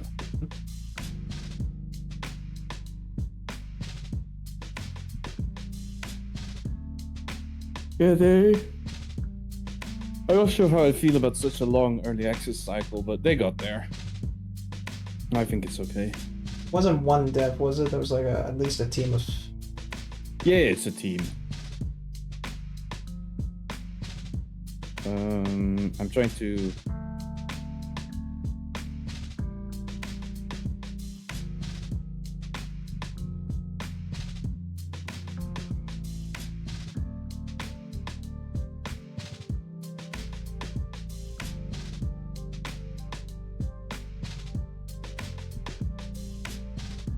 Gonna brush. Alright, fine, I get it. Sheesh.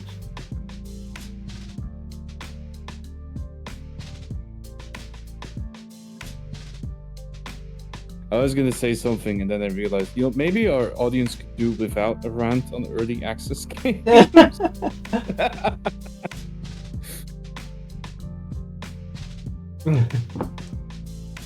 I do think, though, to a degree, it is a bit extreme sometimes when they get to, like, a life cycle that long, but also, I get it, game dev, it's not an easy thing. For sure. Especially when it's not a complex game in its own right. Yeah. It's definitely not, especially those kind of games are usually can get complicated really fast. Then balancing on top of all of that too.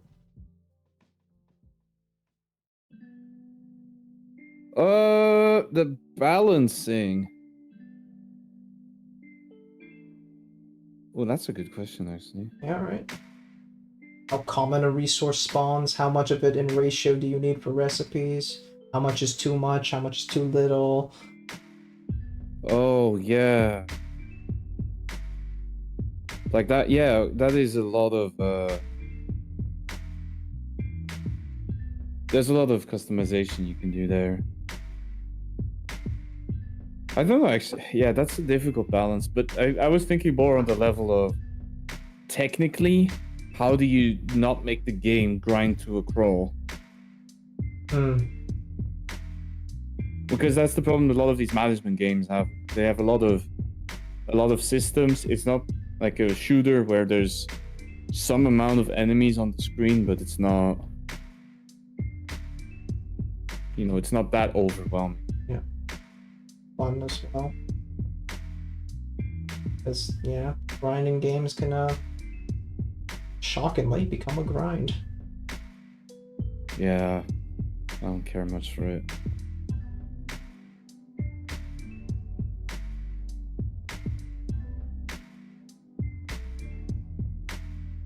Oof. Very tight shirt this lady's got. Very careful.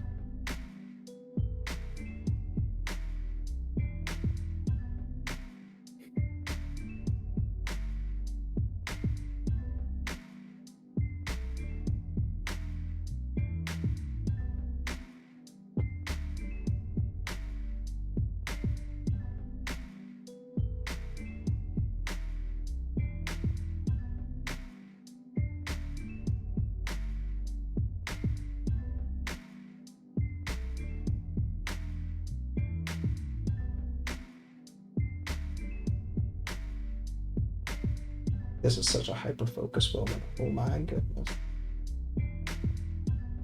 Yeah, that's good.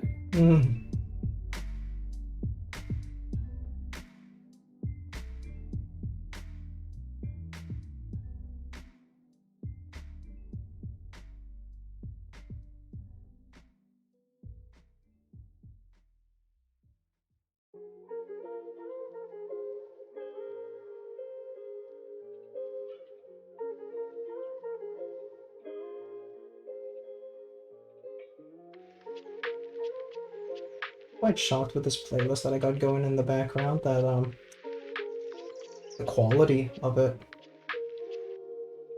Like it's 300 tracks, royalty free, all of them. Hmm. I think I might steal it from you. Hey, you don't have to attribute him at all. Oh, okay, but that's Yeah, I know, right? He Nah. says that, and I'm just like, bro, fucking, come on, man. Take a little credit. You have to on YouTube, though. That's not out of goodness of his heart. It's more that YouTube's policy forces him to, that you have to attribute. Hmm. But Twitch, you technically don't have to. I still do, but wow, what the fuck. Trying to open it up on my Spotify now.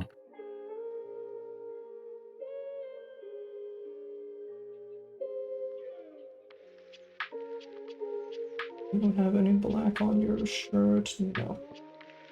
Okay.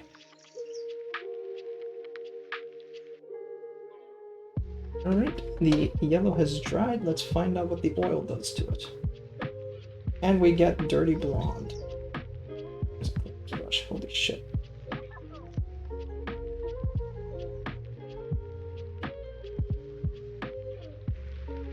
Kind of on the edge of if I want to use this. It's a little too lo-fi. So when you use non-oil on yellow, you kind of get greenish. I don't know. I don't know what that is. Let's see when it dries, but not particularly impressed.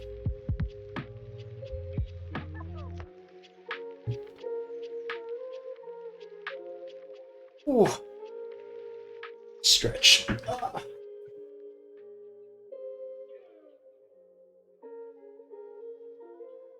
Oh god, I cracked my back. Oh, Oh shit. Whew.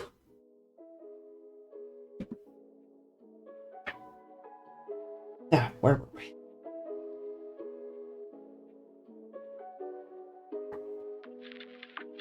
Now we get to the fun bit. This lady has a whole ass fucking metallic arm. Just slather it on.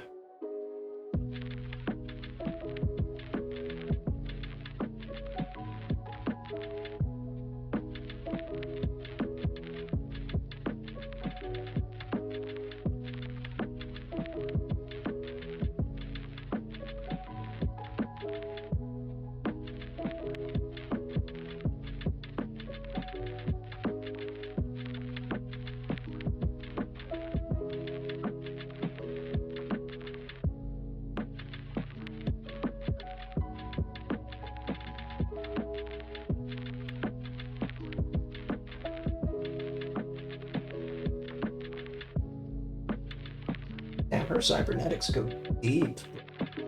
Like half her fucking torso is gone.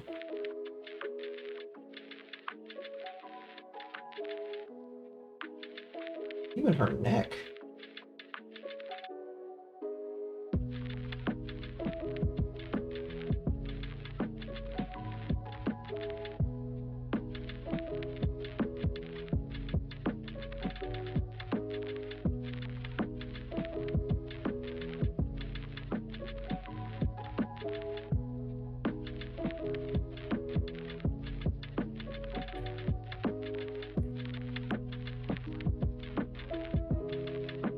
Ain't that pretty?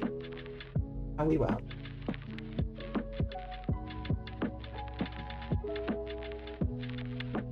Grenades in.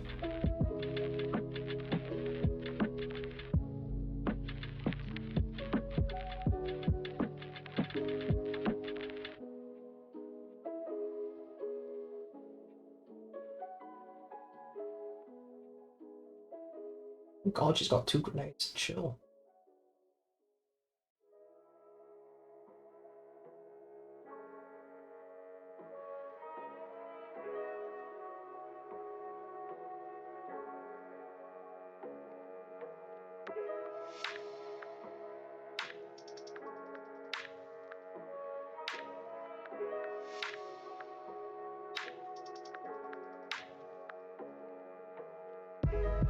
This has certainly been an experience, though, trying out the new models.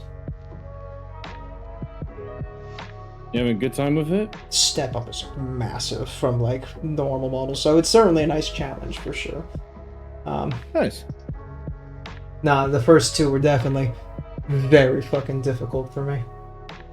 Trying to figure out everything. But now that I kind of have the recipe, got the rough idea.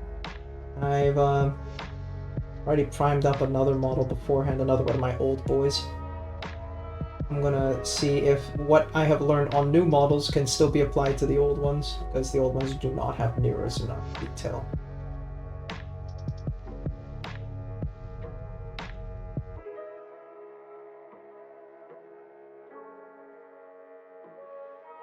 Okay.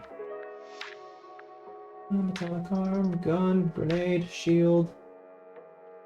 Yep. Switch. Flip.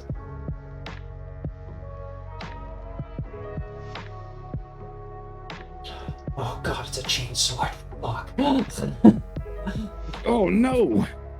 Alright, let's just do all the teeth. Good thing I didn't do the base of the weapon yet. We do the teeth this way.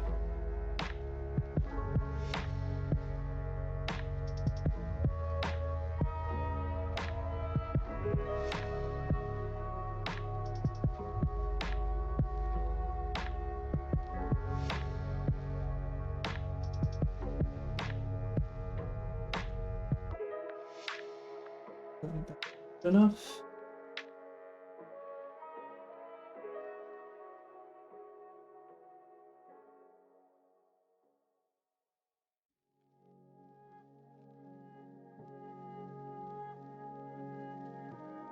Kind of funny.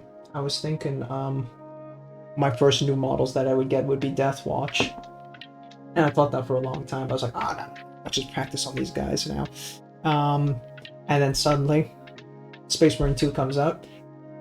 The intro is all about Death Watch and stuff, and so there's a huge amount of Death Watch hype. And at the same time, Games Workshop has nerfed Death Watch. Oh no. So people are in this conflicted mode of, do I buy the new Death Watch models or not? And make What do you mean by teams. nerf? They used to be their own standalone army, but now they've been merged together into what's called the Agents of the Imperium. So Inquisition, Grey Knights, Death Watch, all of them are now kind of like one standard army, which, you know, makes sense in the lore in a way. But of course, Kill Team wise, Death Watch are kind of like the lower rung of a setup like that. So they have to get themselves a little nerfed to balance. Gotcha. And this has upset people because, you know, kill teams are pretty fucking cool, especially the Death Watch ones, because they get to use Xenotech. They suddenly got like this fucking alien-ass blade in the hands of a Space Marine. Sounds a little heretical. It's sanctioned by the Inquisition, it's allowed. Okay, as long as they say it's cool, bro, then... It's so fucking hypocritical, yeah. The amount of times the Inquisition is using Xenotech and they're like, but you can't! Yeah. Yeah. Oh, nobody likes them. As a class, though, it adds to the world of Warhammer. Once you start realizing how many hypocrisy and nonsense there is. Yeah. It is so intense. And, you know, it's cool. You know, it adds to that extra drama of it all.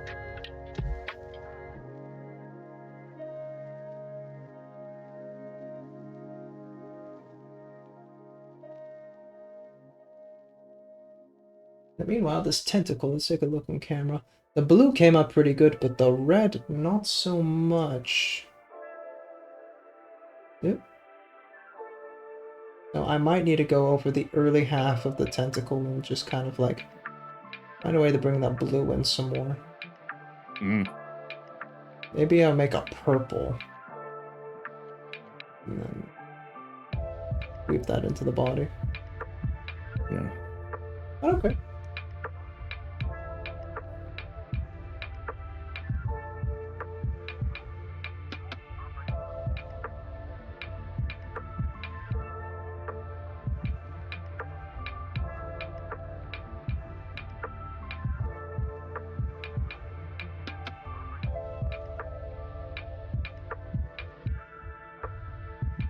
How long until your Magic the Gathering match?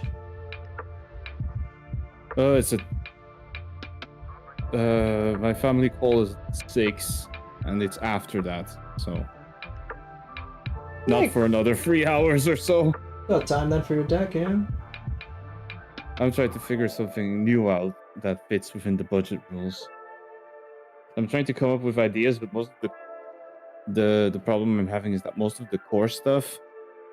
So I'm looking for these legendary creatures. They're pretty nice, but then the core card that you want to base your strategy around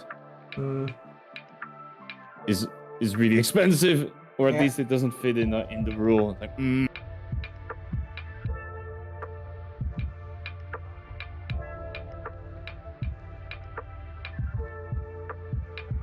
That's just how it is. It's not a big problem. Just need to find something that doesn't rely on beating expensive stuff. Then I'll be fine.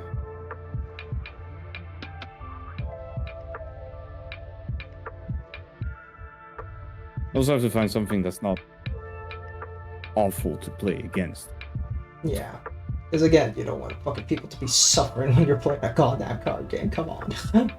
Yeah, sadly it has happened a bit in the past before, but that had more to do with a mismatch in strength.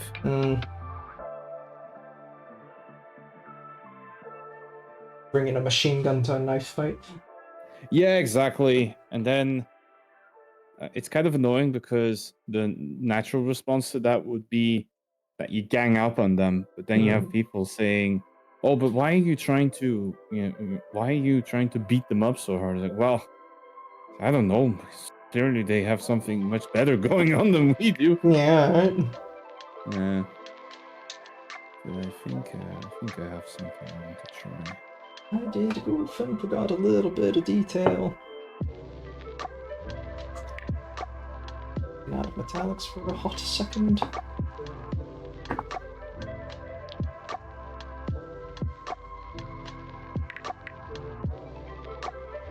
Just need to see how I can make this work.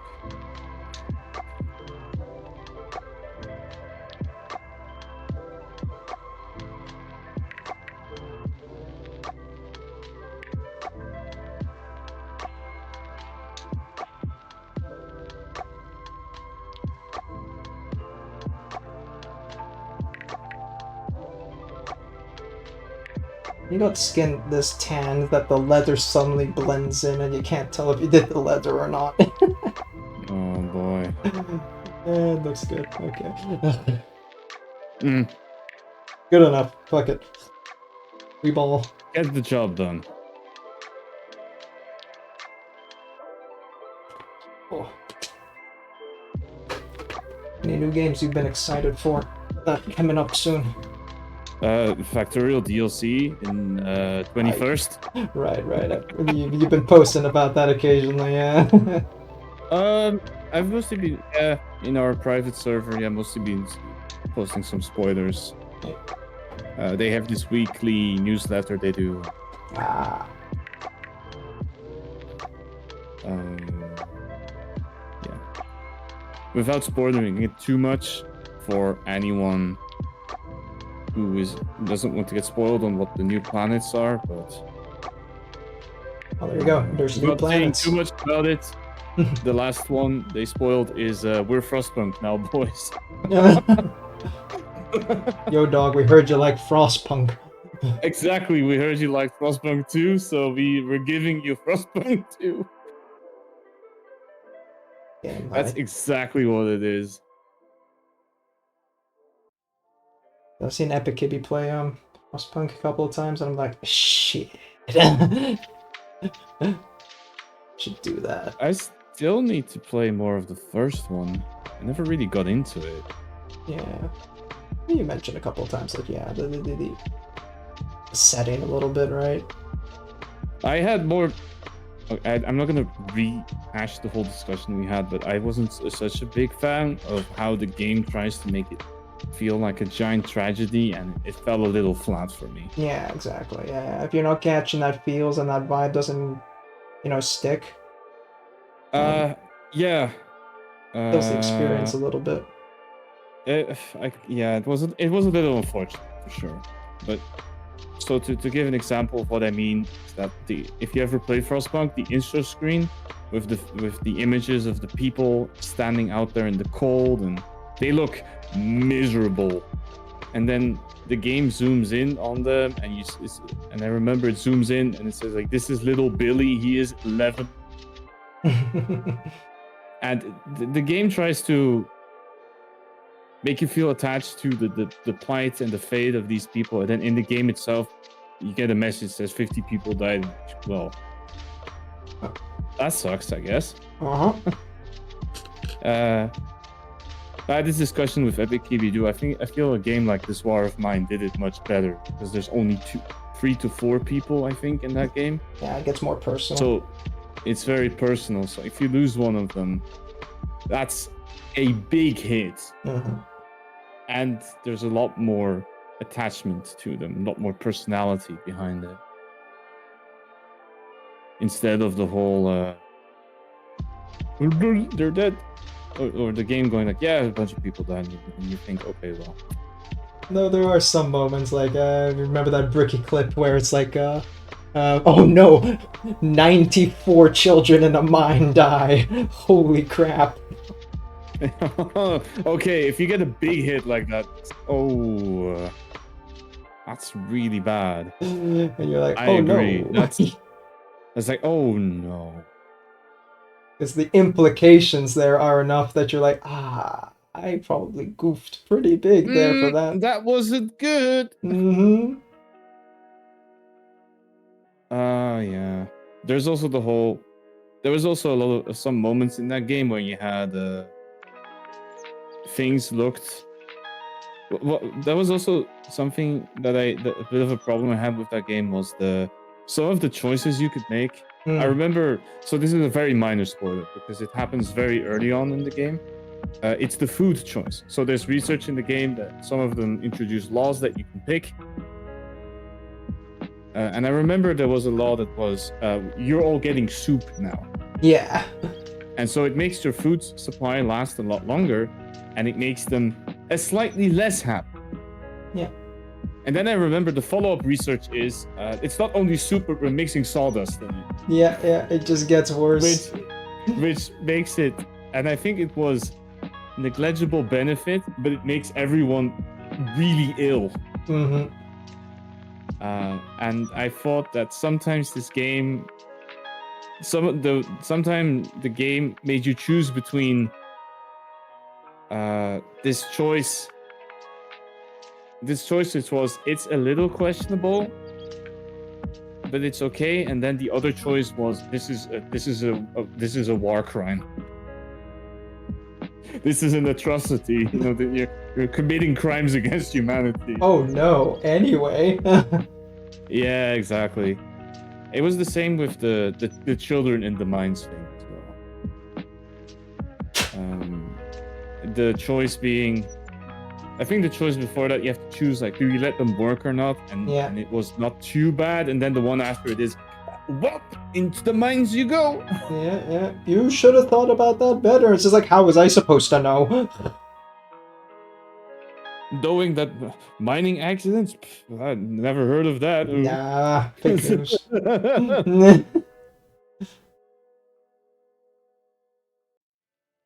Children yearn for the mines, you know? Oh no. Oh no.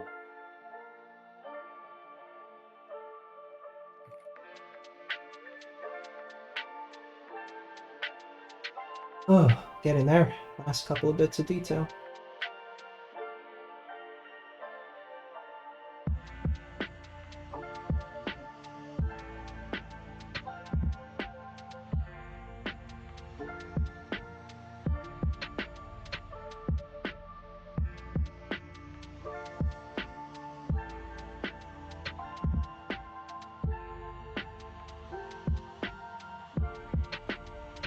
Come on, paint, stick to the goddamn brush.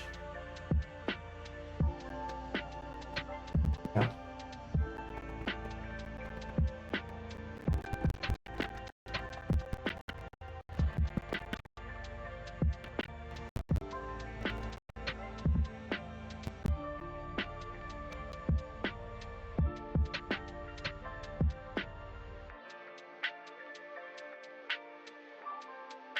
There.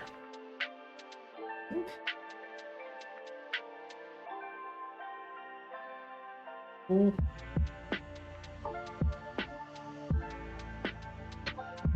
Details done. Then we gotta do her horn and her hair. Very nice. Okay, yeah, the dirty blonde, indeed, that experiment has shown to not really work out. So we're just gonna go with black, play it safe. Oh no.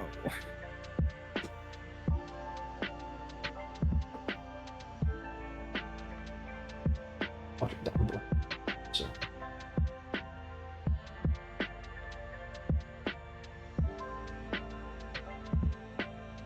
Yes. Okay, at least I can play this. That's good.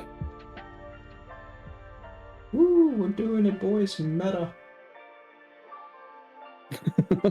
Not really being meta, it's I have one synergy piece I can use Oh my god. because it's the one that's not so expensive.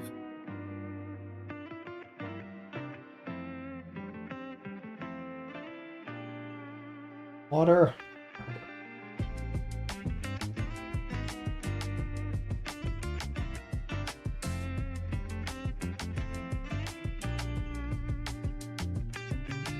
Is this thing really a €7? Buy, sell. But no, I want to buy it, but I'm not allowed to per the rules that we established. I would love to, but I can't. I think that hair turned out alright. It goes a little bit deeper into the ridge. That's the thing, there's this weird fucking bit where the skin turns into hair there. That's unfortunate. Well, you know, it's part of the design. Look a bit more carefully.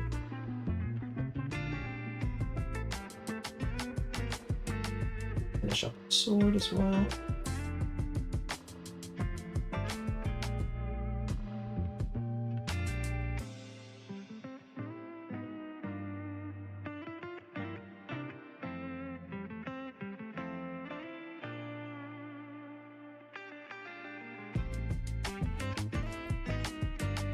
Come here, paint. Get over here.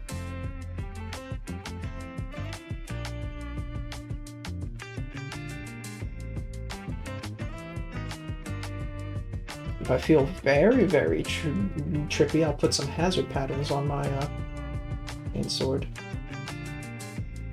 Oh, that would be really cool. Yeah.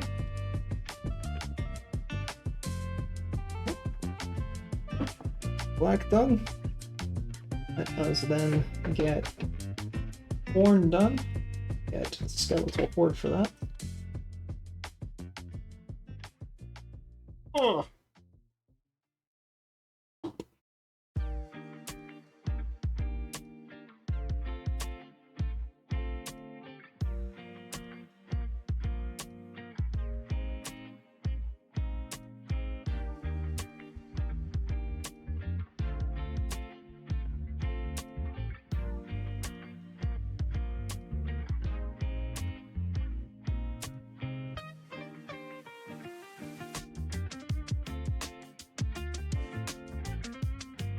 Okay. Skeletal horde in. I'm off. See you later, gamers. Thanks for stopping by, M, and listening to our waffling. And then silence and waffling again. It just keeps happening. Yeah, the hyper focus, bro. Oh. Is what it is. Sometimes we waffle, sometimes we don't. This is the darkest timeline. I do for the red here. That tentacle. Get us nice and close, camera.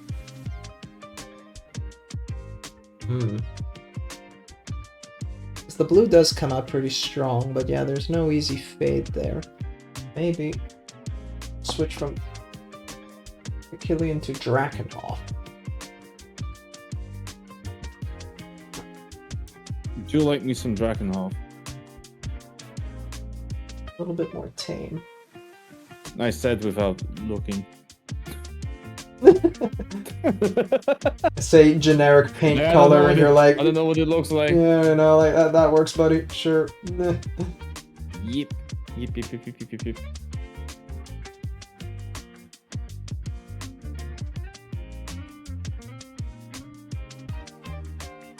Wait, that's not the thing I was looking at.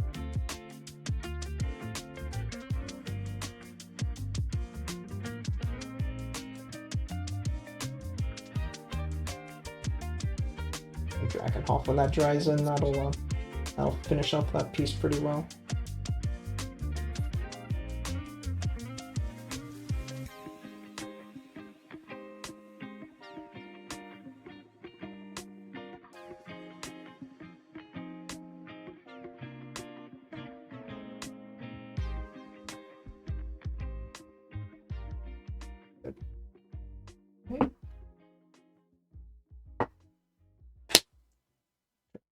Piss off, and then we need to wash down null oil on all the metallics, and then I could put my hazard stripe down. I think we're good. Nice. I will base them off screen because that's just boring. That's just slapping soil. Based. Based and soil pilled. What are you on about? Speaking the language of the gods. Yeah. Oh wow, I actually have some alternatives here. That's not too bad.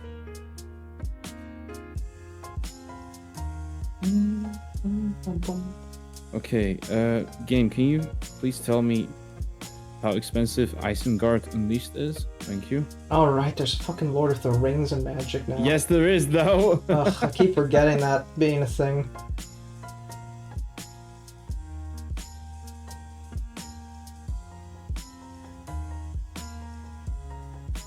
Wait, this is... You can only collect this? Oh. Oh, it costs like 10 cents. It's fine.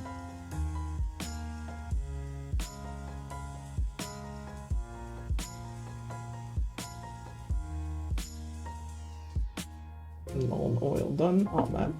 And then...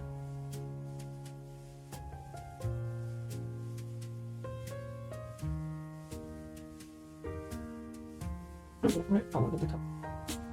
Here.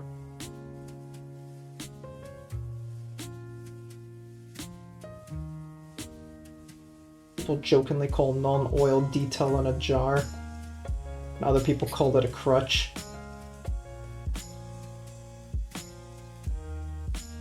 I call it dirty fucking oil. I mean, yeah, I do see, like, you know, the idea of it being used as a crutch because, you know, you kind of uniformly give this overlay palette color to your whole model if you're too scared to do detail otherwise. But, you know, you're scared for a reason. It's... I mean, is it really a crutch if the result is not that good? Exactly.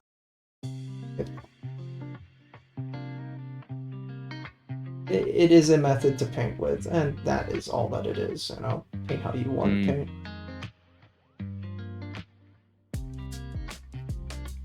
Okay, very nice. Mines of Moria are affordable. This is so jarring to hear that, you know, the context. Fucking Lord of the Rings and magic. It's all of the mines, the whole thing. All the mines and one single card. Is it a land type? It is a land. It's a legendary land. So you can... Okay, if it makes you feel better, yes, you can only have one Mines of Moria. Good.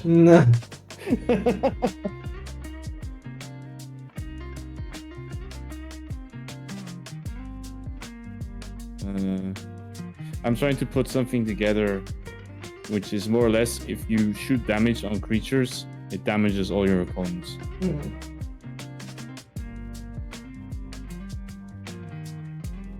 Non-oil done. Now for the difficult part, Hazard Strike. Been a while since I've done that. Better pull out my models for a refresher. Oh, come here, you too.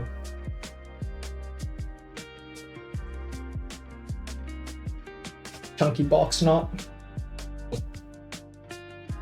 Right. Use Corvus.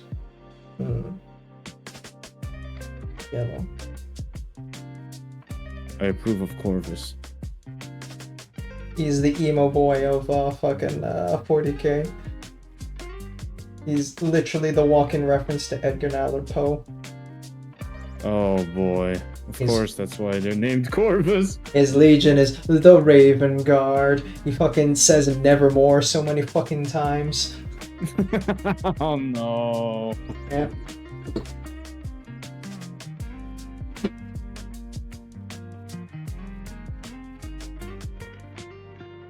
But in the meanwhile, this one is done at least. So, turned out pretty good.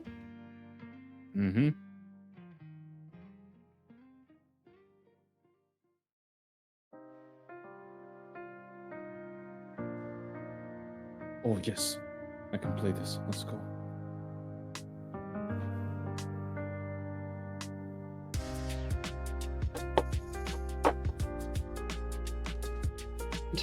As we stand now, currently, the tentacle has dried up, and it does look like it blends to the body a little bit better now. So, Drakenhof was the answer. And the Very bone good. really dried in nicely. Look at that yellowy tinge to the top there. That's good. If I base coated it, maybe Ushanti bone, maybe it would have come out a little bit more of a whiter color. But this also kind of makes sense. Like, it's kind of grown out of the flesh of somebody, so.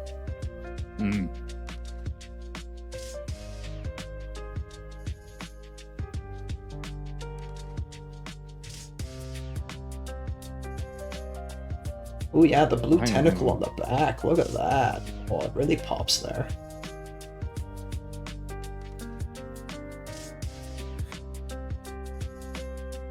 Okay, I think that one is not gonna slide though. Damn it. Let's get some yellow. Yellow. Yellow. I need the extra small brush for this one.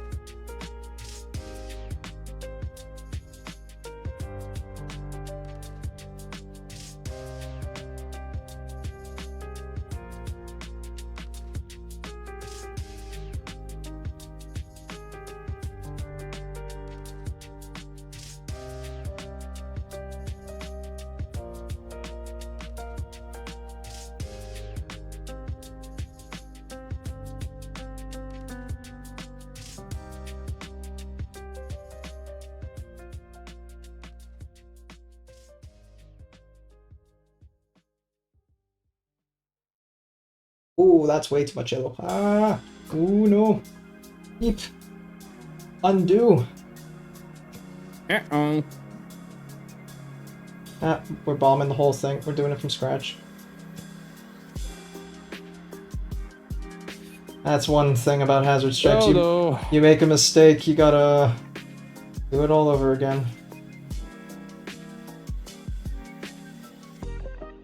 That's a little unfortunate. I mean, I already slipped up at the beginning. I was just like, shit. Okay, let's just make the stripe a little bit bigger. And I kept committing.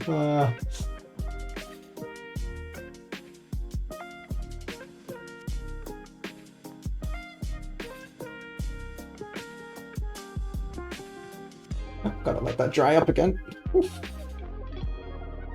How the fuck did I do it so steady on this one? Like, shit me. It just happens, I guess. The kneecap with the twist. Oh, I remember that was so much ass.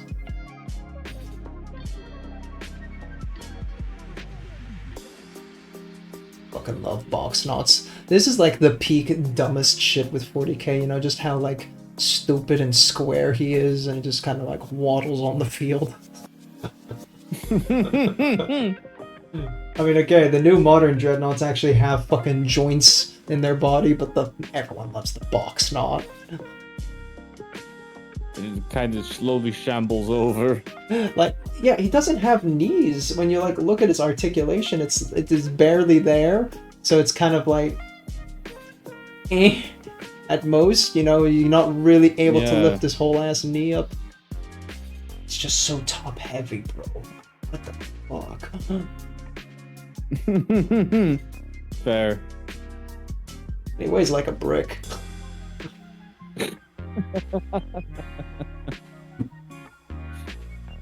Look, if it's a box, at least it means it's gonna live. Mm-hmm. Alright, we're all dried up. Let's try again. Arms steady. He's weak. There's vomit on his sweater already.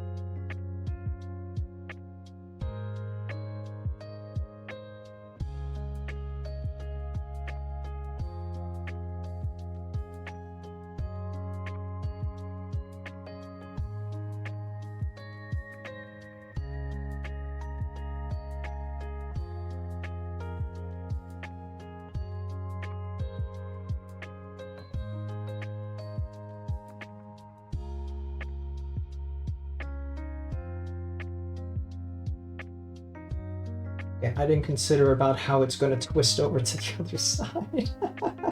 Damn. Oh, shit me. That's gonna... How the fuck do people do this?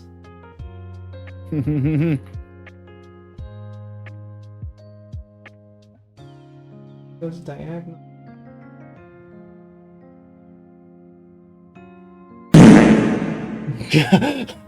Party when I'm Remember doing to something stay hydrated. delicate. Fucking Paul. My back! Holy shit. My back! This is the most stressful part, and this is what you do to me. Unbelievable. Paul, good job. Thank you for the flatulence. Fucking guy. I can't believe that you keep thanking people for farting.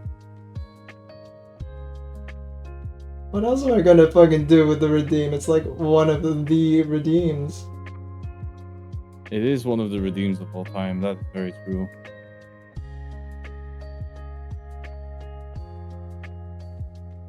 And it twists. Sweat. Shit, how is this actually more than €1? Oh, too much water. Ah! Drain!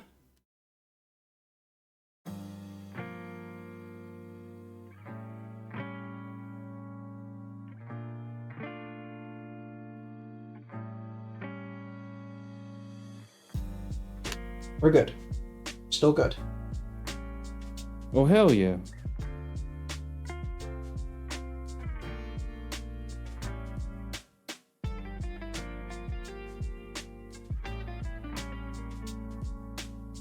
God, I hate freehanding. It looks so good when it's done, but I fucking hate doing it. That's fair.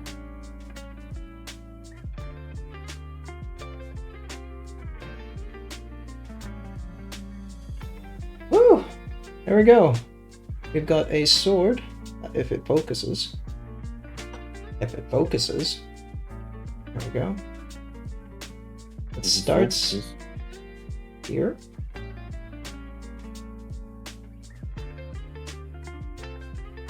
Things around the back. Kind of trails off a little bit on the back there, actually. Nah.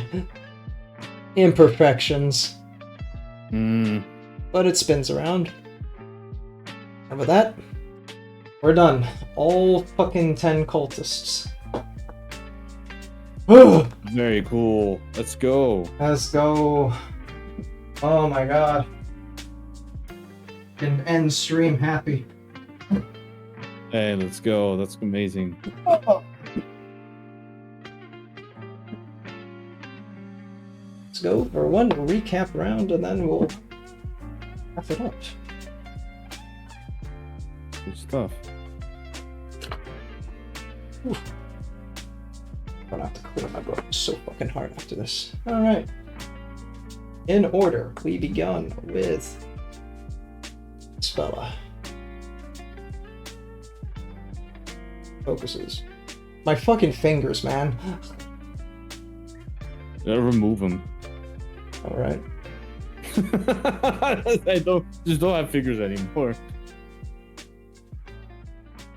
He turned out pretty good. You know, I was scared about like how black the tone was getting, but then I managed to lighten it up a little bit. I figured it all out at that point, but how to do proper skin toning. It was the first real experiment. And he turned out pretty good.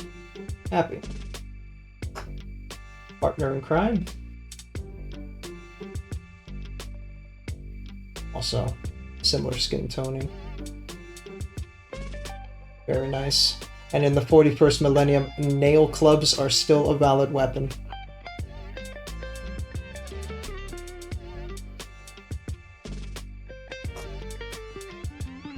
Got one of the more paler fellows. It also kind of has a bit of a sickly skin tone going on. But pretty happy. And we had his partner. This guy I was really happy about with the tattoo on his arm. Hang on.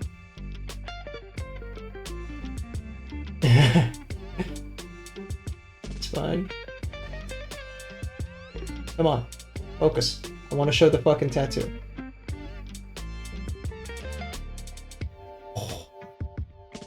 There we go. You can see the tattoo on his arm. Chaos with undivided star. Very darkened, yet also it's still a bit pale.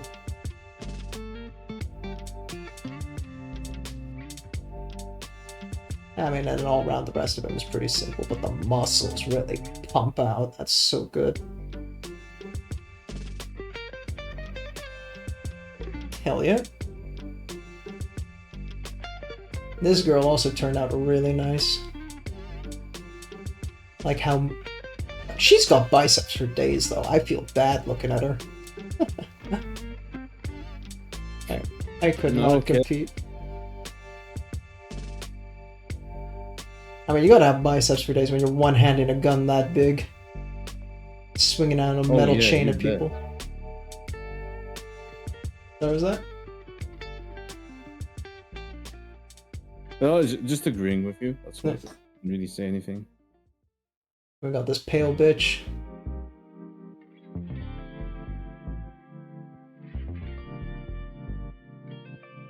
I think she's the one I'm the least happiest about because, yeah, the skin tone just came out way too pale and sickly. In a way I wasn't just... I mean, it works for Chaos, but, like, in general, it's not a tone method that I would use. Mm-hmm. The first of this stream. I really love this guy. Like the way his scars still kind of like managed to pop out from underneath all the tone. You can still faintly see like there's a lighter like texture to them. All under there.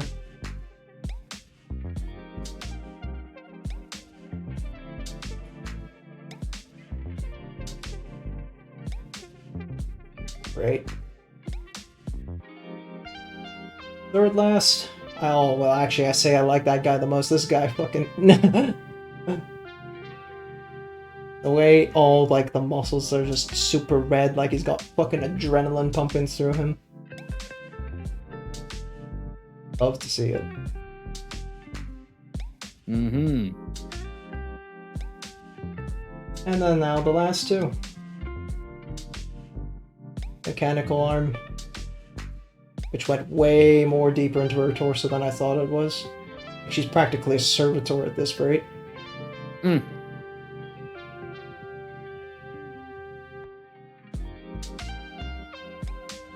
But she's not lobotomized, I suppose, but hey, whatever. And then the most demonic one of the lot, with her tentacle arm and chainsword.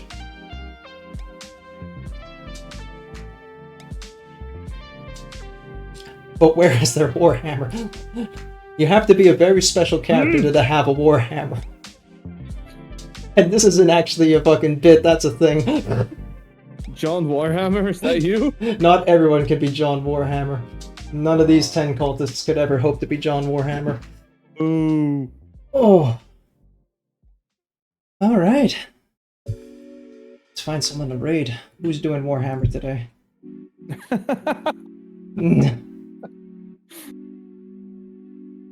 Unbelievable.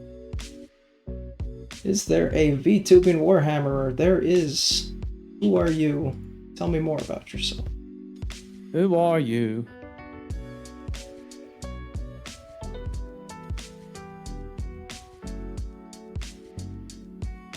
Sure. Why not? Alright, awesome. Okay. How do you raid on this fucking thing again? Raider dashboard. First, type /raid in the chat. and no, is it? Oh, it's raid non-sub. Raid non. I know my commands. Amazing. Don't judge me. Shh. I didn't say anything. It is raid non. Go away, bot. Where's my hammer?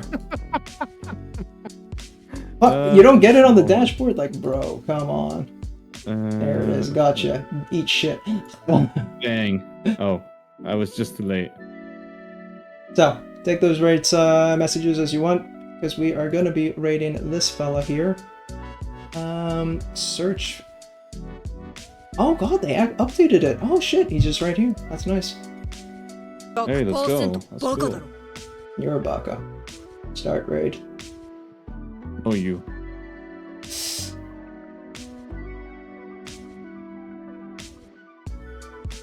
Alright, well, thank you for everybody for joining me, and special thanks to Jay for coming in and waffling along with me.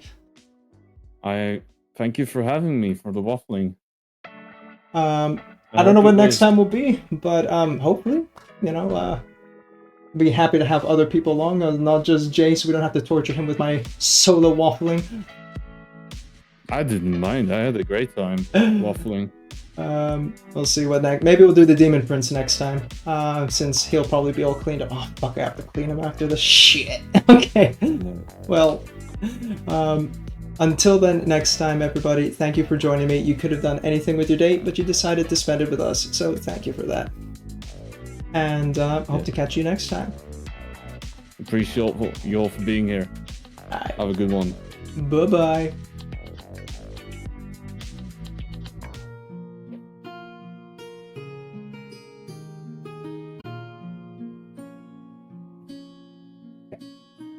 I think we're good.